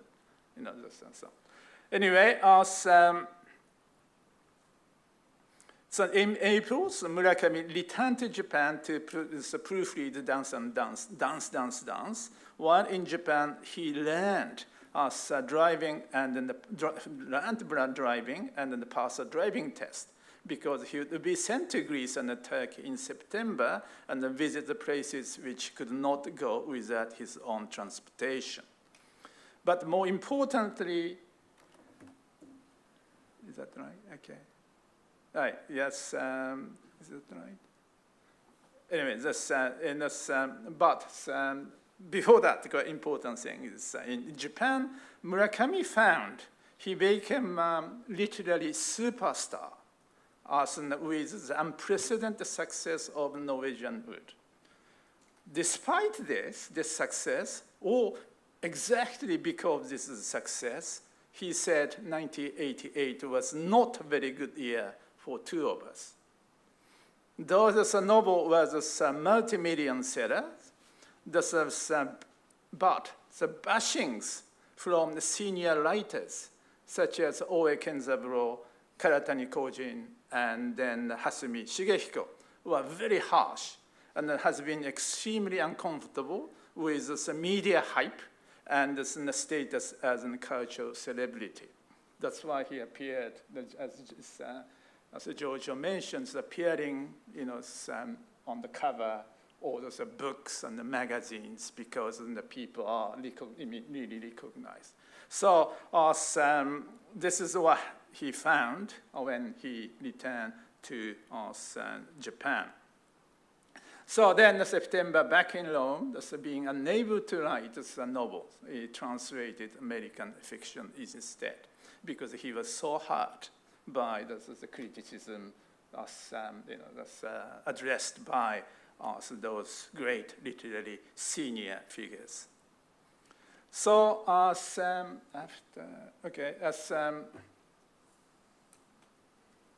next one. Then he returned after the trouble in Greece and in Turkey. Back in Rome, he found Murakami returned to Rome on his own. Then, this is what I said. He was traveling with as a reporter sent from Tokyo in Greece and Turkey, and then he returned to Rome. And back in Rome, he found he could not write fiction any longer, because he was so hard by criticism against the Norwegian wood, which come from the literary establishment, and then also lost direction he could follow. He later called this period as a lost year. He only translated American fictions instead. And then Murakami's new apartment in Rome was this time via Stefano Porcari, between St. Peter's and Castello Sant'Angelo. But again, the basement of his apartment, which was dark and damp. I don't know why he kept picking up those dark, damp that apartment. So from the autumn to winter in 1988, Murakami and his wife often escaped from the cold and damp flat, then traveled around Italy by car, just simply to be warm. Then, January 1989, Murakami and his wife returned to Japan because they could not stand in the flat in the winter. Then, where are we? Okay, in February, Murakami and his wife returned to Rome because the sunny and the better equipped apartment was found in the same building as he used to live. Then he bought a Lancia Delta 1600 GT to travel around Italy in it. I'm a Murakami's generation. I can see exactly this Lancia, Delta GT, was a great sports car, if you like the car. The end of May, he was invited by Greek National Tourist Bureau to participate in photographing Greece, and went to Rhodes and then a few other islands, including island called Haruki. But this is because he visited there, because the same island had got the same name as in the Haruki. Right. Then, since the early summer, Murakami and his wife made many trips to Tuscany by Delta 1600 GT in order to stock up good wine and eat good food. So they are now happier, though Murakami couldn't write fictions yet. Then, next slide. Then August 1989, Murakami and his wife went to Austria, visiting music festival in Salzburg. August, they returned to Rome, though their lancha broke down in the Austrian Alps. They managed to come back to Rome. Murakami resumed writing fictions, though they were short stories. Now, so that after 1 year, the blank, Murakami finally managed to write the fictions. Then autumn 1989, after 3 years stay in Europe, Murakami returned to Japan. This is 3 years in Europe. So as here, during this 3 years in Europe, Murakami wrote 2 full-length novels, which are Norwegian Wood and Dance, and then some several short stories. So you can see here. And so Norwegian Wood was written in Mykonos house, and then completed in Villa Trecoli in Rome, and the part written in Palermo. Dance started in his Parioli dark apartment, and finished in London's Abbey Roads, not the studio, Abbey Road. And then towards the end of his stay, and he wrote a few short stories, which is collected as the TV People, written in the sunny apartment in Via Stefano Porcari, near Vatican. And then, particularly those 2 short stories is really pretty important, all written in an apartment in Rome. Okay, so now I'd like to, this is the second part, and like to explore the way in which Murakami's rich 3 years and experience in Europe, particularly Italy and Greece, informed his fictions. In other words, how Murakami read Italy.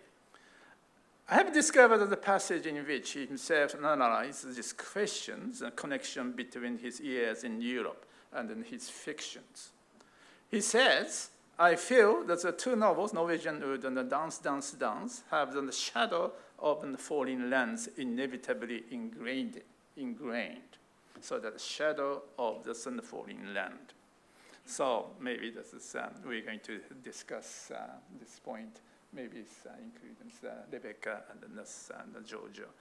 Shadow of Foreign Land, which is infiltrated in his 2 novels, is loneliness, which derived from the fact he had no close friends in Europe.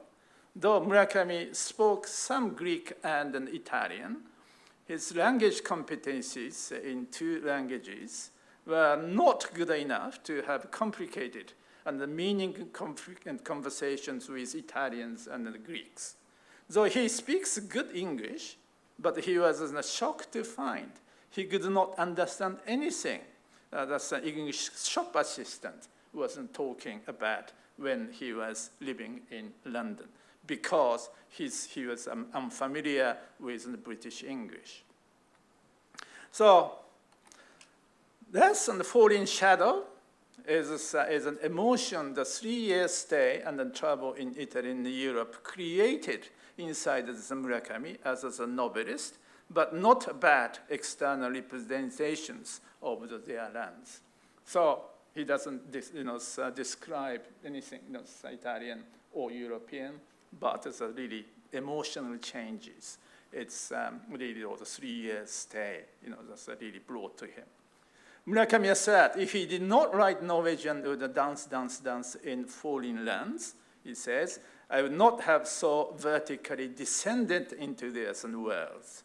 And he concludes, he believed being isolated from my normal life and then surrounded by foreign culture, I wanted to dig into my own soil or enter into myself as deep as possible. So those Murakami's novel as generally regarded as stateless, global, and cosmopolitan, Norwegian wood, and the dance, dance, dance are very Japanese, and even parochial, and then autobiographical. In Mykonos, Palermo, and Rome, and London, Murakami was writing very Japanese novel in his own way. So now let's look at also the individual works Murakami wrote in Italy. Norwegian wood first. In this novel, Murakami reflects on his own youth, high school and the university days, but at the same time fictionalize them to some extent so that it teeters between realism and then the fantasy, involvement and then the detachment, and autobiography and the imaginary fiction. There can be found so many parallels between Murakami's university life and the Boku in this fiction. On the left side is what happened to Boku, the protagonist, or the narrator. The column on the right is what happened to Murakami himself. So in this novel, Boku was born in 1949 and entered university in 1967. In real life, Murakami was born in 1949 and then entered Waseda University in 1968. In the fiction, this appeared so many times. Murakami, always let Boku enter university 1967, but in reality, he went at Waseda. I don't know why, because basically Murakami did Ronin, he failed in the first entrance exam, and then he entered Waseda in 1968. Maybe his first choice was Tokyo Daigaku, Todai, not Waseda. Anyway, this is in the parallel. Then Boku attends a lecture class on Greek tragedy in the novel, and Murakami majored in the theater studies. And then Boku works for record shop in Shinjuku as a part-timer and lives in dorm. Murakami worked for record shop in Shinjuku as a part-timer and lived in the famous Wakejuku dorm. And Boku's when as a student, university in the middle of the students' revolt, and when Murakami was in the students, was in the middle of the students' revolt. The Boku goes out as a Naoko, high school classmate, and then Murakami went out with a high school classmate attending Tsudajuku University. And then the Boku is a fantastic, fanatic reader and a jazz enthusiast. Murakami himself was, or is, a fanatic reader and a jazz enthusiast. Do I have time to show a very brief, sorry, Rebecca, you may not be able to. I think you have to touch with the... Yes? Can you touch it?「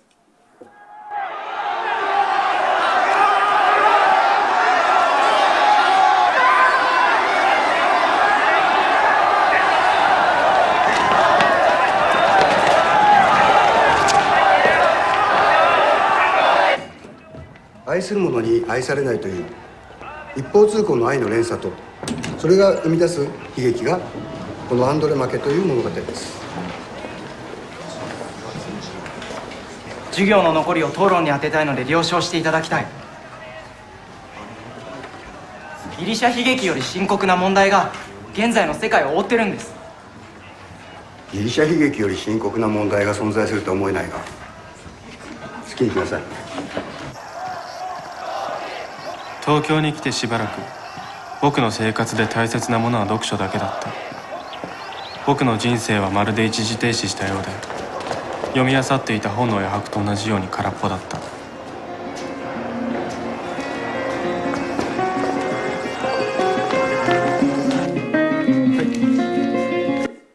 Okay, this is clip taken from this Norwegian word made as Tran Nam Hun, the Vietnamese French as the filmmaker, But this is, if you have visited my university, Waseda, probably noticed this film was made on location at the Waseda. And then, there's also that this classroom scenes where all the students, radicals, so really basically hijack all this class on Greek tragedy was really also filmed in the Waseda. This is where I'm so familiar because I studied there, and so me and Murakami Haruki overlapped for the last 2 years at the Waseda literature department. And then, but very importantly, this is a very, very realistic reproductions of 1968, because this Tran Anfun used this man called Takahashi Ko. He was a student's radical. So that from the color of elements, all that really balls, written the political message, and all that's even letters. And this is really realistic. I clearly remember this, Waseda was like that. So anyway, so this is, of course, some film versions of the Norwegian Oud.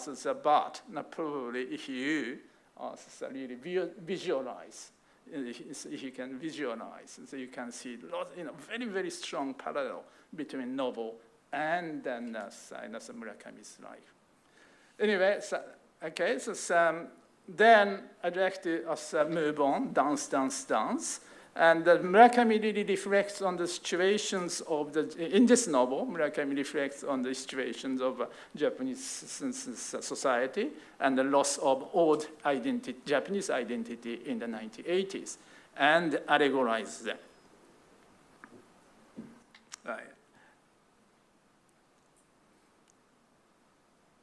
Then the dances includes many autobiographical ingredients, again, as Murakami's other early novels. Boku reads a newspaper which reports the opening of Tokyo Disneyland, which is March 15th, 1983, and he's 34 years old. In this way, we realize this novel is set in 1983. Murakami was also 34 years old in March 15th, 1983. Novel was set in Japan in 1983, and the Boku is an utterly disillusioned with the state of Japan. The Japanese advanced capitalism will lead eventually to bubble economy in the late 1980s. Murakami was too worried about the direction which Japan was heading for. Boku is clearly nostalgic about early decade in the 1960s when he was a student. Murakami too had nostalgia for the 1960s when he was a university student. In his essay, Murakami annotates Boku's thought and the tendency. He says, Boku in Dance, spent the 1960s in his teens, obtained the sense of value by living through the decade. In the 1970s, he lived his life by applying it. However, in the 1980s, that sense of value is no longer applicable. Again, that's from the same essay. In such a society as Japan, there is no faith or belief, probably not even conviction. Nobody knows whether that is good or bad. There's even no conceptions of being good and being bad. Being good put insurance cover on being bad. Being bad put insurance cover on being good. How should I live in such a society? This is what I wanted to describe in Dance. This passage comes from his essay, Why My Boku no Age.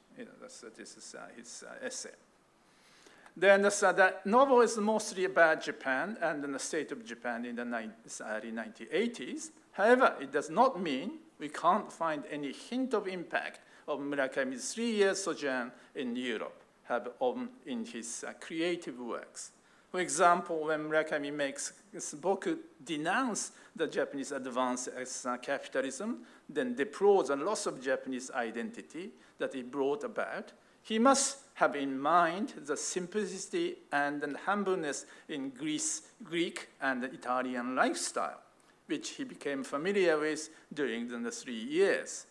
Great transformation in advanced capitalist age that Japan was going through became very clear to Murakami when he lived in Italy and Greece, where solid pre-advanced capitalist values and the traditions were still solid. Advanced capitalism is mentioned 8 times throughout the novel, used in an extremely negative sense. Almost none of Murakami's fiction are set in Italy, Greece, or Europe. He also does not create non-Japanese characters, unlike Tawada Yoko, Iwaki Kei, and then Yokoyama Yuta, who are or were writing while living abroad. The only exception is in the folklore of our time. The story of the folklore of our time is like this. Boku, who was born in 1949, again, very autobiographical, and then admitted to the university in 1967, lives in Rome with his wife. He travels around Italy by train while his wife is back in Japan on business. Boku meets by chance in Lucca, high school classmate who was bright, athletic, sympathetic, and then had lovely, intelligent girlfriend when he was a high school student. Both stayed in the same hotel. They spent an evening in a restaurant eating porcini and drinking 1983 Badia Coltibuono, Chianti wine, while talking about her high school days and the former classmate's girlfriend, small secret revealed. Small story, short story. One of the leaders of this story, short story, was Emanuela Stucci Prinetti, the owner of Tenuta di Coltibuono. She sent a few bottles of 1983 Badia Coltibuono to Murakami, and then in Tokyo with a thank note for mentioning her wine. Then many years later, Murakami had a chance to go back to Tuscany with the mission of writing about it for a magazine. He visited Emanuela at her agriturismo. She invited him to stay at her hotel and dine in the restaurant. And she even gave him a bottle of 1949 Badia Coltibuono as a present. Murakami and then Murakami ate Chianina beef as a bistecca alla Fiorentina and drank Badia Coltibuono with Emanuela and her son Leonardo. The folklore of our time is, however, neither about Italy or Italians. Though it is set in Lucca, characters of the Japanese and the stories about characters' high school days in Japan. Boku, the protagonist and the story's narrator, is disguised as Murakami Haruki again, as he was born in 1949, entered the university in 1968, lived in Rome, loved Tuscan wine and food, just like Murakami himself.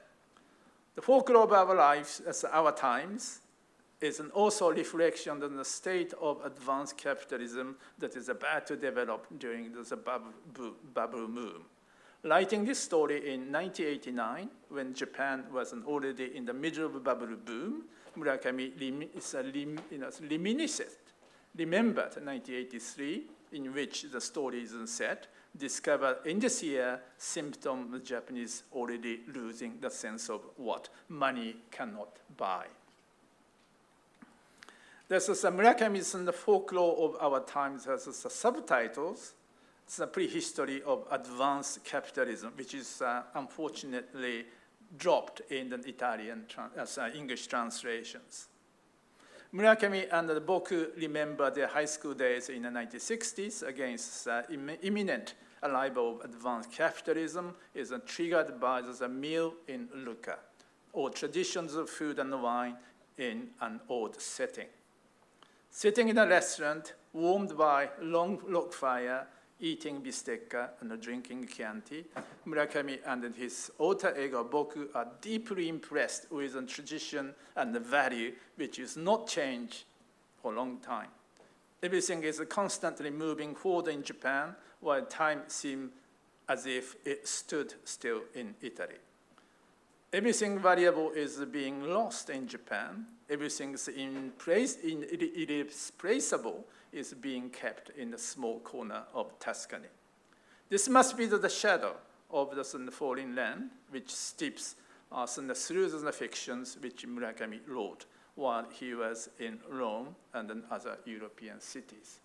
So what I have been describing maybe contradicting what Rebecca was talking about earlier, but it's not, because this is, of course, really two aspects. Of course, his view of Greece and then Italy seems to be rather sort of counter-orientalist, but at the same time, probably as Murakami admits, readers, he stays in in Southern Europe, stayed long time after that, particularly now, so that it's really, in that sense, I don't think it's really contradicting what Rebecca has really claimed. Maybe we can talk about that. So really, this paper, really, I wanted to make clear, Murakami's literature is, although people think this is really global literature, but this still contains, this is very Japanese, very 1960s, and then this is where Murakami was spent, and then so that's one thing. And the second thing is, of course, his connections with Europe. It's not so very clear on surface in this work, but this is what I'm trying to say, so at the end. But kind of shadow of falling land. It's I think that's still there in this novel. Anyway, thank you very much. Sorry, maybe I went too long. No, thank you to you, and I decided not to cut for any reason the speech of our three guests, because they were so interesting and we seldom have the chance to listen to this somehow insight on Japanese literature. So I decided we were treating us with this, and we were enjoying the speeches in the length. Now I would like to, somehow in place of the normal conclusions, I would like to leave the ground to the three of them in order to come up with, final remarks. We were thinking about a kind of round table, but probably we are running out of time. But a few ideas maybe can be still developed. So I now give you the ground to the three of you, and I do not know how you want to organize yourself. If you are going to speak in order or together, or someone is proposing a topic, what did you have in mind about this kind of round table part of the story? Another possibility we just have about 15 minutes, haven't we? So maybe another possibility could be to let the students ask some questions if they have. If they don't, we won't force them. What do you think, Nori? Is it okay? Because we can have other opportunities for discussing between ourselves. Okay. Leave them. How much time we have? Very 15 little. minutes, and we can ask to Rebecca also. Rebecca, how do you feel? Yeah, I'd like questions from the students. I think it's always If nice you to don't hear. have questions, then we'll go on with our discussion. Okay, so if only one technical suggestion, since you wouldn't be heard by people who are listening on streaming, sorry, please, Paolo will bring the microphone to those who have questions. Don't be timid. Okay. Yes, I see one question. First of all, thank to all of you for today. I would like to ask to Giorgio Amitrano a suggestion or recommendation to who wants to be a translator for in the future. So what do you suggest us? What to do? Who to ask for? And anything come in your mind? Unfortunately, my own experience can't be so useful to you because I started in a time when there were really very, very few translators. So it was easier. I didn't know anybody in the publishing world at first. So through university, I managed to, some of my teachers knew someone in the publishing world, and that helped me. And but you know, there was, I mean, we were really very, very few, maybe in Italy 3, 4, 5 people. Now it's different because there are many translators. So there's more competition. Even though it's not a well-paid job, I'm always telling this, not to discourage you, but just in order to know that it's good if you really like to do translations, also to have a sort of parallel job to survive. Start, my advice would be start reading a lot in Japanese, try to become very good in understanding the language, and also exercise writing in Italian, because you need to master Japanese but also Italian. And there are some students who have an excellent comprehension of Japanese, understanding of Japanese, but they don't write very well in Italian. What is the secret to write well? To read a lot. So read a lot, and both Japanese and Italian, and start doing some translation for yourself, like translating a short story or something, and then maybe you can try to send a proposal to a publisher.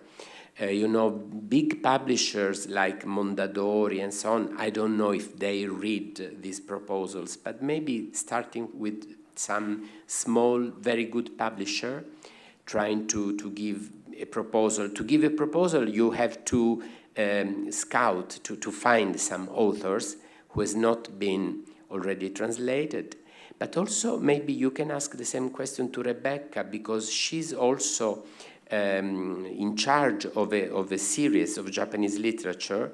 So, sorry, I do the question for you. Rebecca, what would you advise, for instance, if you receive a letter from somebody who would like to translate a novel, how do you react? Do you read them? Do you answer? Yeah, definitely. I would read, I would answer. I guess, yeah, I mean, maybe one area, I mean, if one has the ultimate goal of translating sort of modern contemporary fiction within Italy, another area that is similar where one can practice and there is more work is manga, on the other hand. Manga.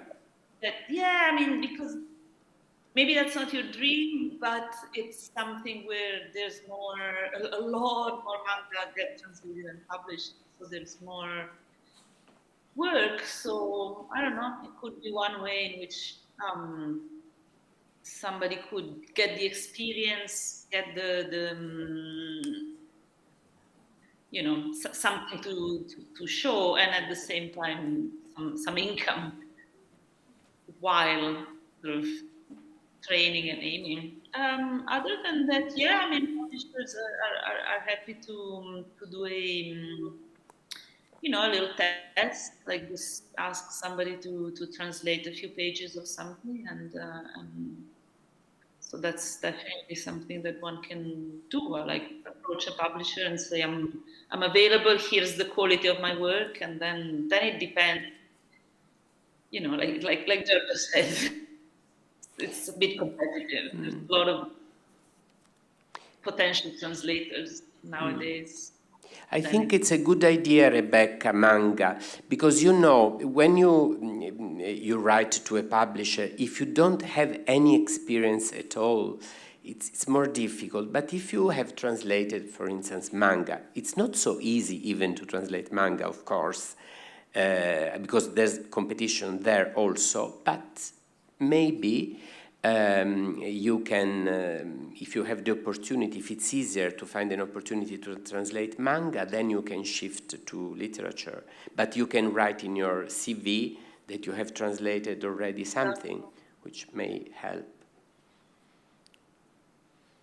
Good luck.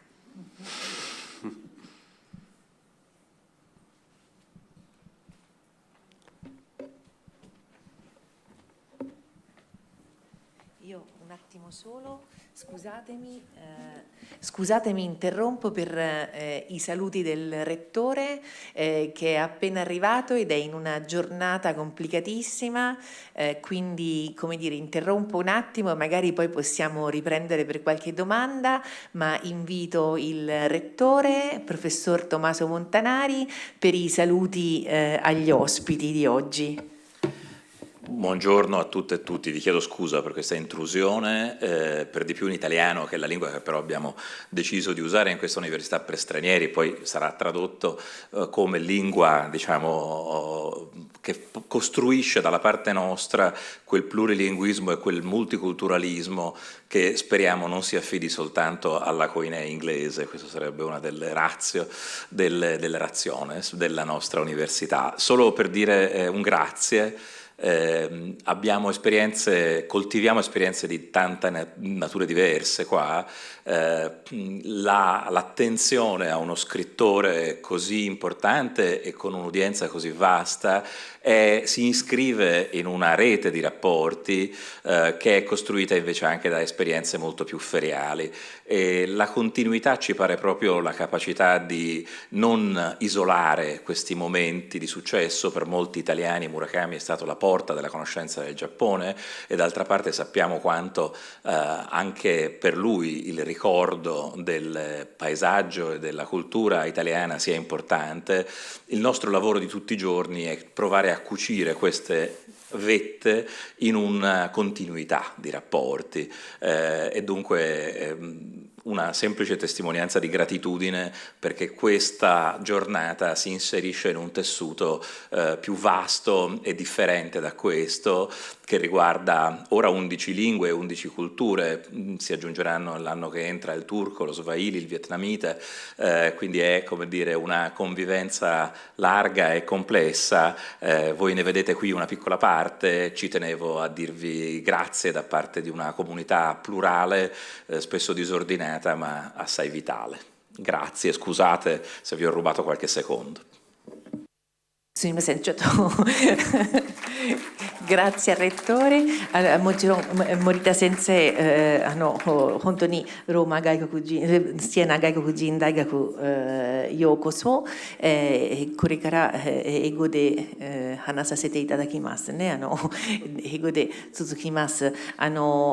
Director is expressing his gratitude to the guests who came today, and adding that this experience of presenting an author which has been so important and somehow also a bridge to Italian readers toward Japanese culture is and that we know that for him Italy has been also an important reference for his personal growth. It's very important and somehow is an example of the job we are trying to do here in terms of bridging cultures. And for example, director is presenting also the number of languages and cultures that are studied here at university. At present, we have 3 new languages and cultures that will be studied, which are Turkish, Swahili, and Vietnamese languages. So in this sense, these events like the one we are hosting here today is an example of the activity of the University of Siena for foreigners in terms of sharing and studying cultures and mediation and this kind of things. So thank you very much. I do thank everybody for being here today, and I don't know if from the point of view of the following steps. We are probably saying goodbye to the rector because we know that he's heading to another important appointment. So we now thank him for taking part to this event and for coming in spite of all these important things to be done today, concentrated in the same day and in the same hours. And probably we will leave again the ground to the students for a final discussion. So, grazie molte. Grazie. So, there was a question, yes. Okay, so I'm sorry because it's already 1:30. But if you want, I wanted to ask a question to the 3 of you, since we're all here because of Haruki Murakami, and so I was wondering, sorry, what brought you to him? Like, why are you so interested in him, and how did you get closer to his books and writings? We can start from Rebecca, maybe. Okay. Can you hear me? Perfectly, yes. Yeah.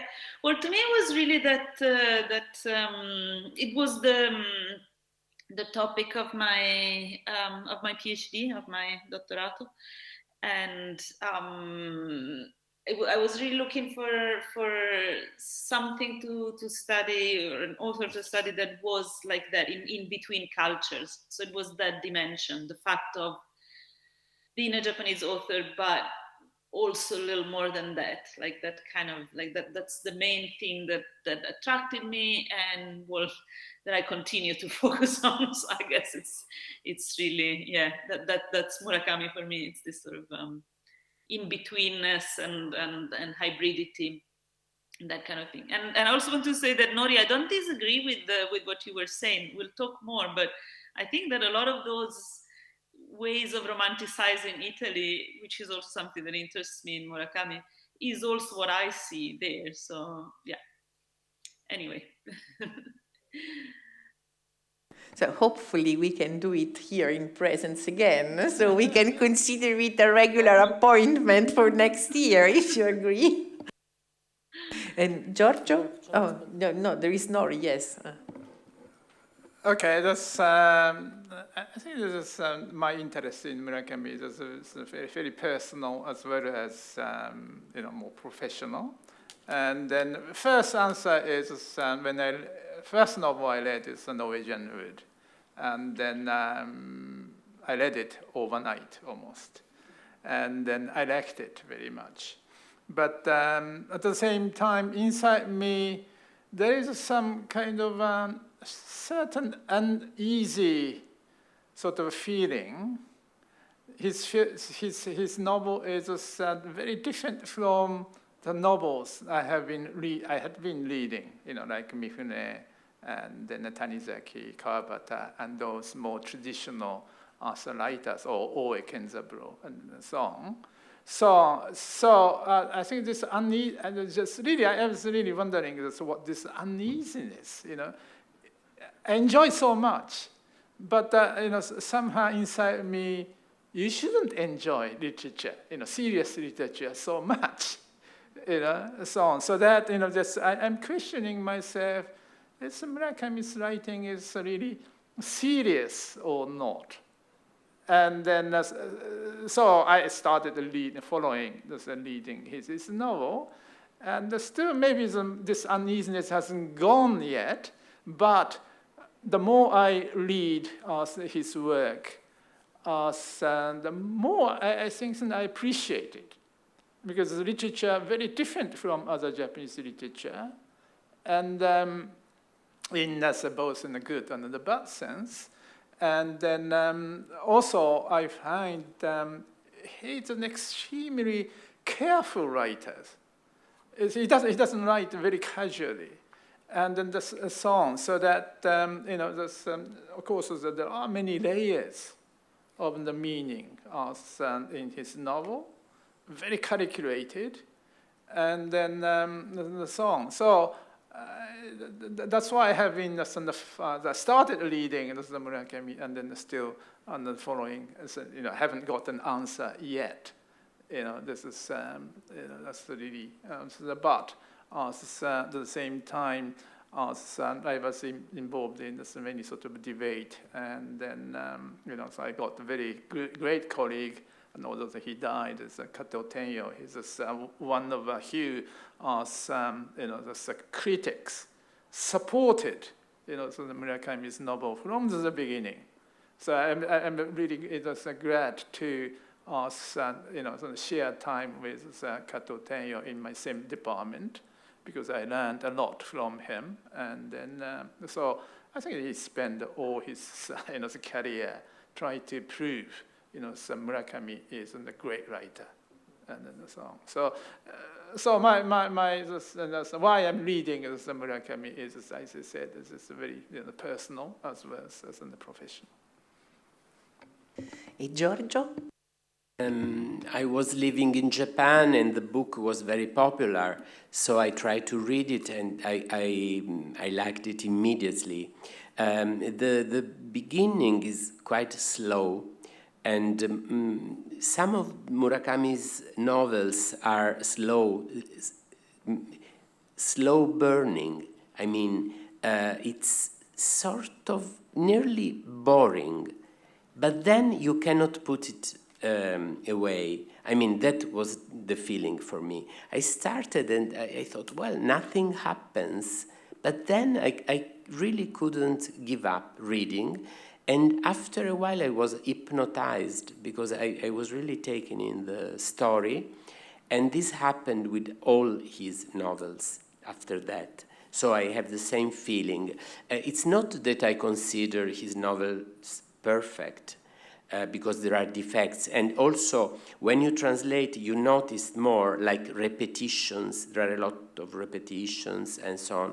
But what you should look for in a novel is not perfection, because most masterpieces are not completely balanced, but they have much to say to you, and I always find each novel brings something new, and I mean, he's a favorite author. I just like him immensely.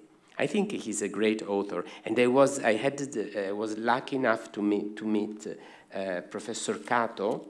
Actually, it was you who introduced me to him in Waseda, just briefly, and then I met him again in Newcastle when Rebecca and I took part in a workshop on Murakami, and that time I could talk with him for a long time, and I was really happy, because, as you said it, he wasn't recognized at all by the literary establishment at first. So there were books about Murakami, but they were always by non-specialists of Japanese literature. Japanese, but not specialist of Japanese literature, rather specialist of American literature or cinema or media and so on. Thank you very much. I think there are no more questions. Yeah, there is a last one, okay, so. Sì, facciamo ultima. Yes, one last one, and then I think we also have to leave the ground to the next lessons. I will be very fast. Thank you to everyone, and I would like to ask to each one of you, what were the difficulties of dealing with Murakami's novels for Professor Amitrano from a technical point of view, linguistic point of view, and for Professor Suter and Norimasa for a theoretical point of view.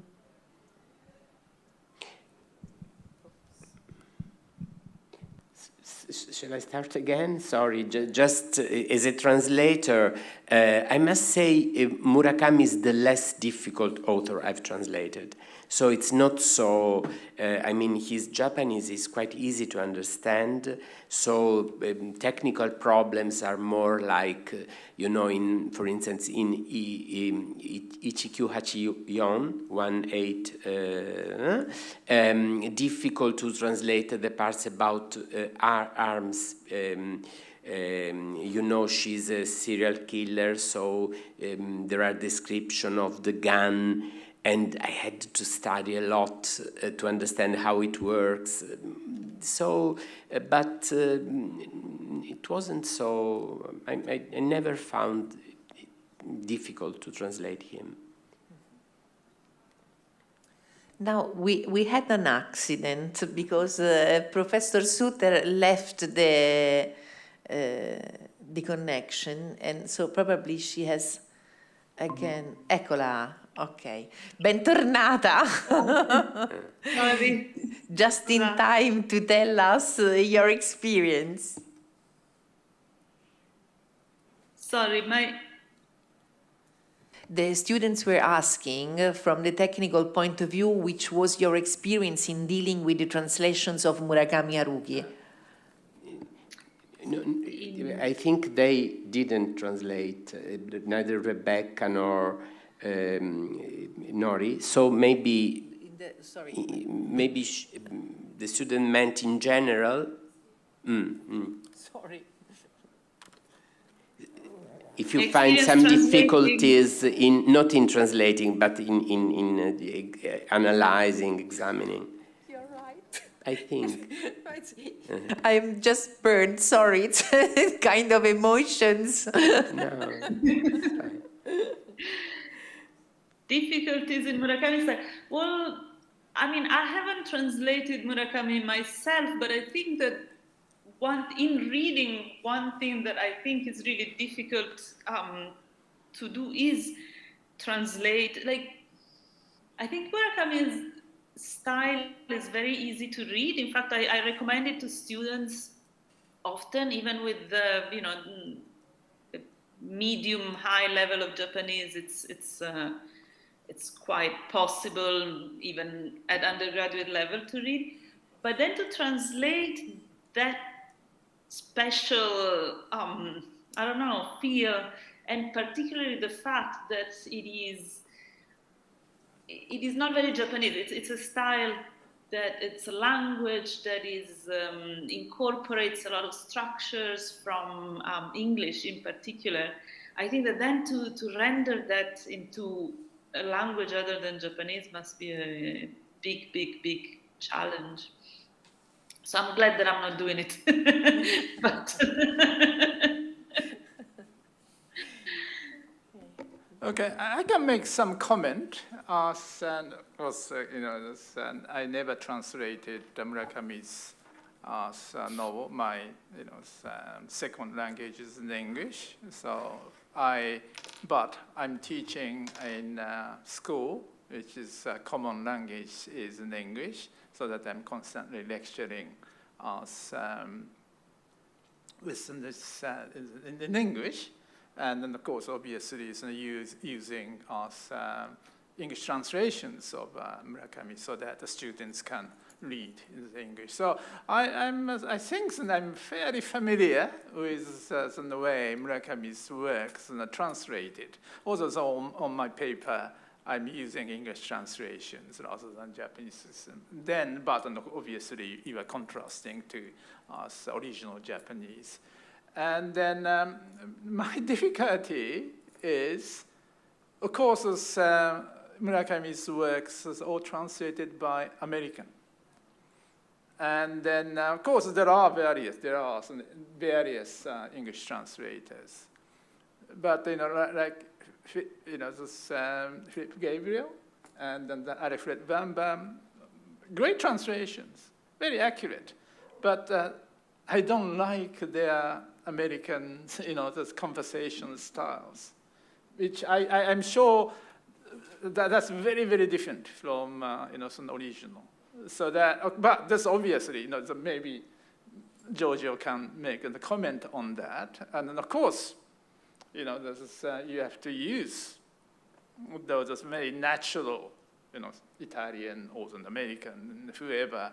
But my background is, I studied in England, so I'm speaking British English. And then I'm not really great fan of those American, language. So maybe this is a difficult, I'm sure this is a very difficult point, what kind of, maybe Italian, you don't face very much, but I think this is, my impressions, reading Japanese original and reading American translations, full of broad American slang and so on, so which I don't like at all. I don't understand, that's maybe American leaders like that. And so, do you have any? If I can add very quickly something, I will say that my approach is very different from the American translators, very, very different, because they tend to simplify and to make easier his structure, to make it easier. So I really make a big, I said it's not difficult, I meant it's not difficult to understand, but it is difficult actually to give the tone of his prose. So I make a big effort, but I had a very bad experience once, because there was a sentence in Ichikyu Hachion which was really very difficult to translate into Italian. So I thought, I was obsessed just by one sentence for about a week. And then I managed to find a good solution. I thought it was a perfect solution, I must say. So I was so happy because I thought I managed to really recreate the mental circuit of his prose. And then there was in Amazon, there are judgments, and there was one guy who wrote brutta traduzione, bad translation. So he criticized my translation, and he used as an example just that sentence. The one I really had suffered so much to create in Italian, and he said, you just have to compare with the English. So he gave the quotation of the English sentence, which was simpler, more easy to read, but it wasn't Murakami, in my opinion. So when you do that, there will be someone who criticizes you because they prefer the approach the American publishers have. They probably ask translators to make it easy to read, to appreciate, in a way to make it more commercial. But in Italy, it sells well anyway, so. And I'm sure also the other translator, Antonietta Pastore, has the same approach. Before closing, I want to recommend you, Rebecca wrote a very interesting book about Murakami. The title, Rebecca, I don't know if it's the same of the Postmodern Boxes. Is that the title? No, that's the title of your PhD. What's the title of your book? It's The Japanization of Modernity. Okay, very good. This is Very good. Very Yeah. good. It's the only book by an Italian author, even though it's written in English, about Murakami, so I recommend it. And So- one day you'll write your own book.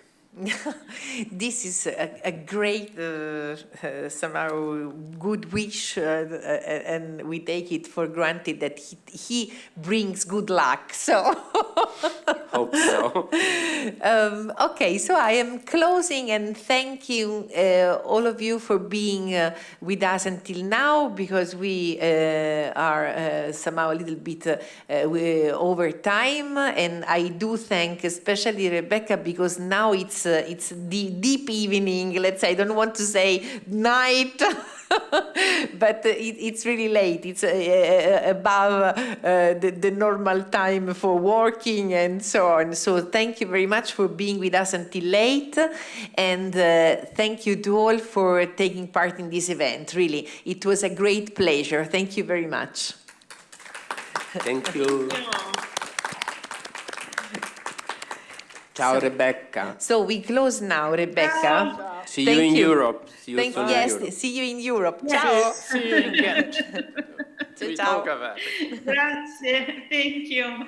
Ciao. Good night. Ciao ciao. Ciao. Arrivederci, ciao. E possiamo... Non so che cosa dobbiamo chiudere, probabilmente spegnere.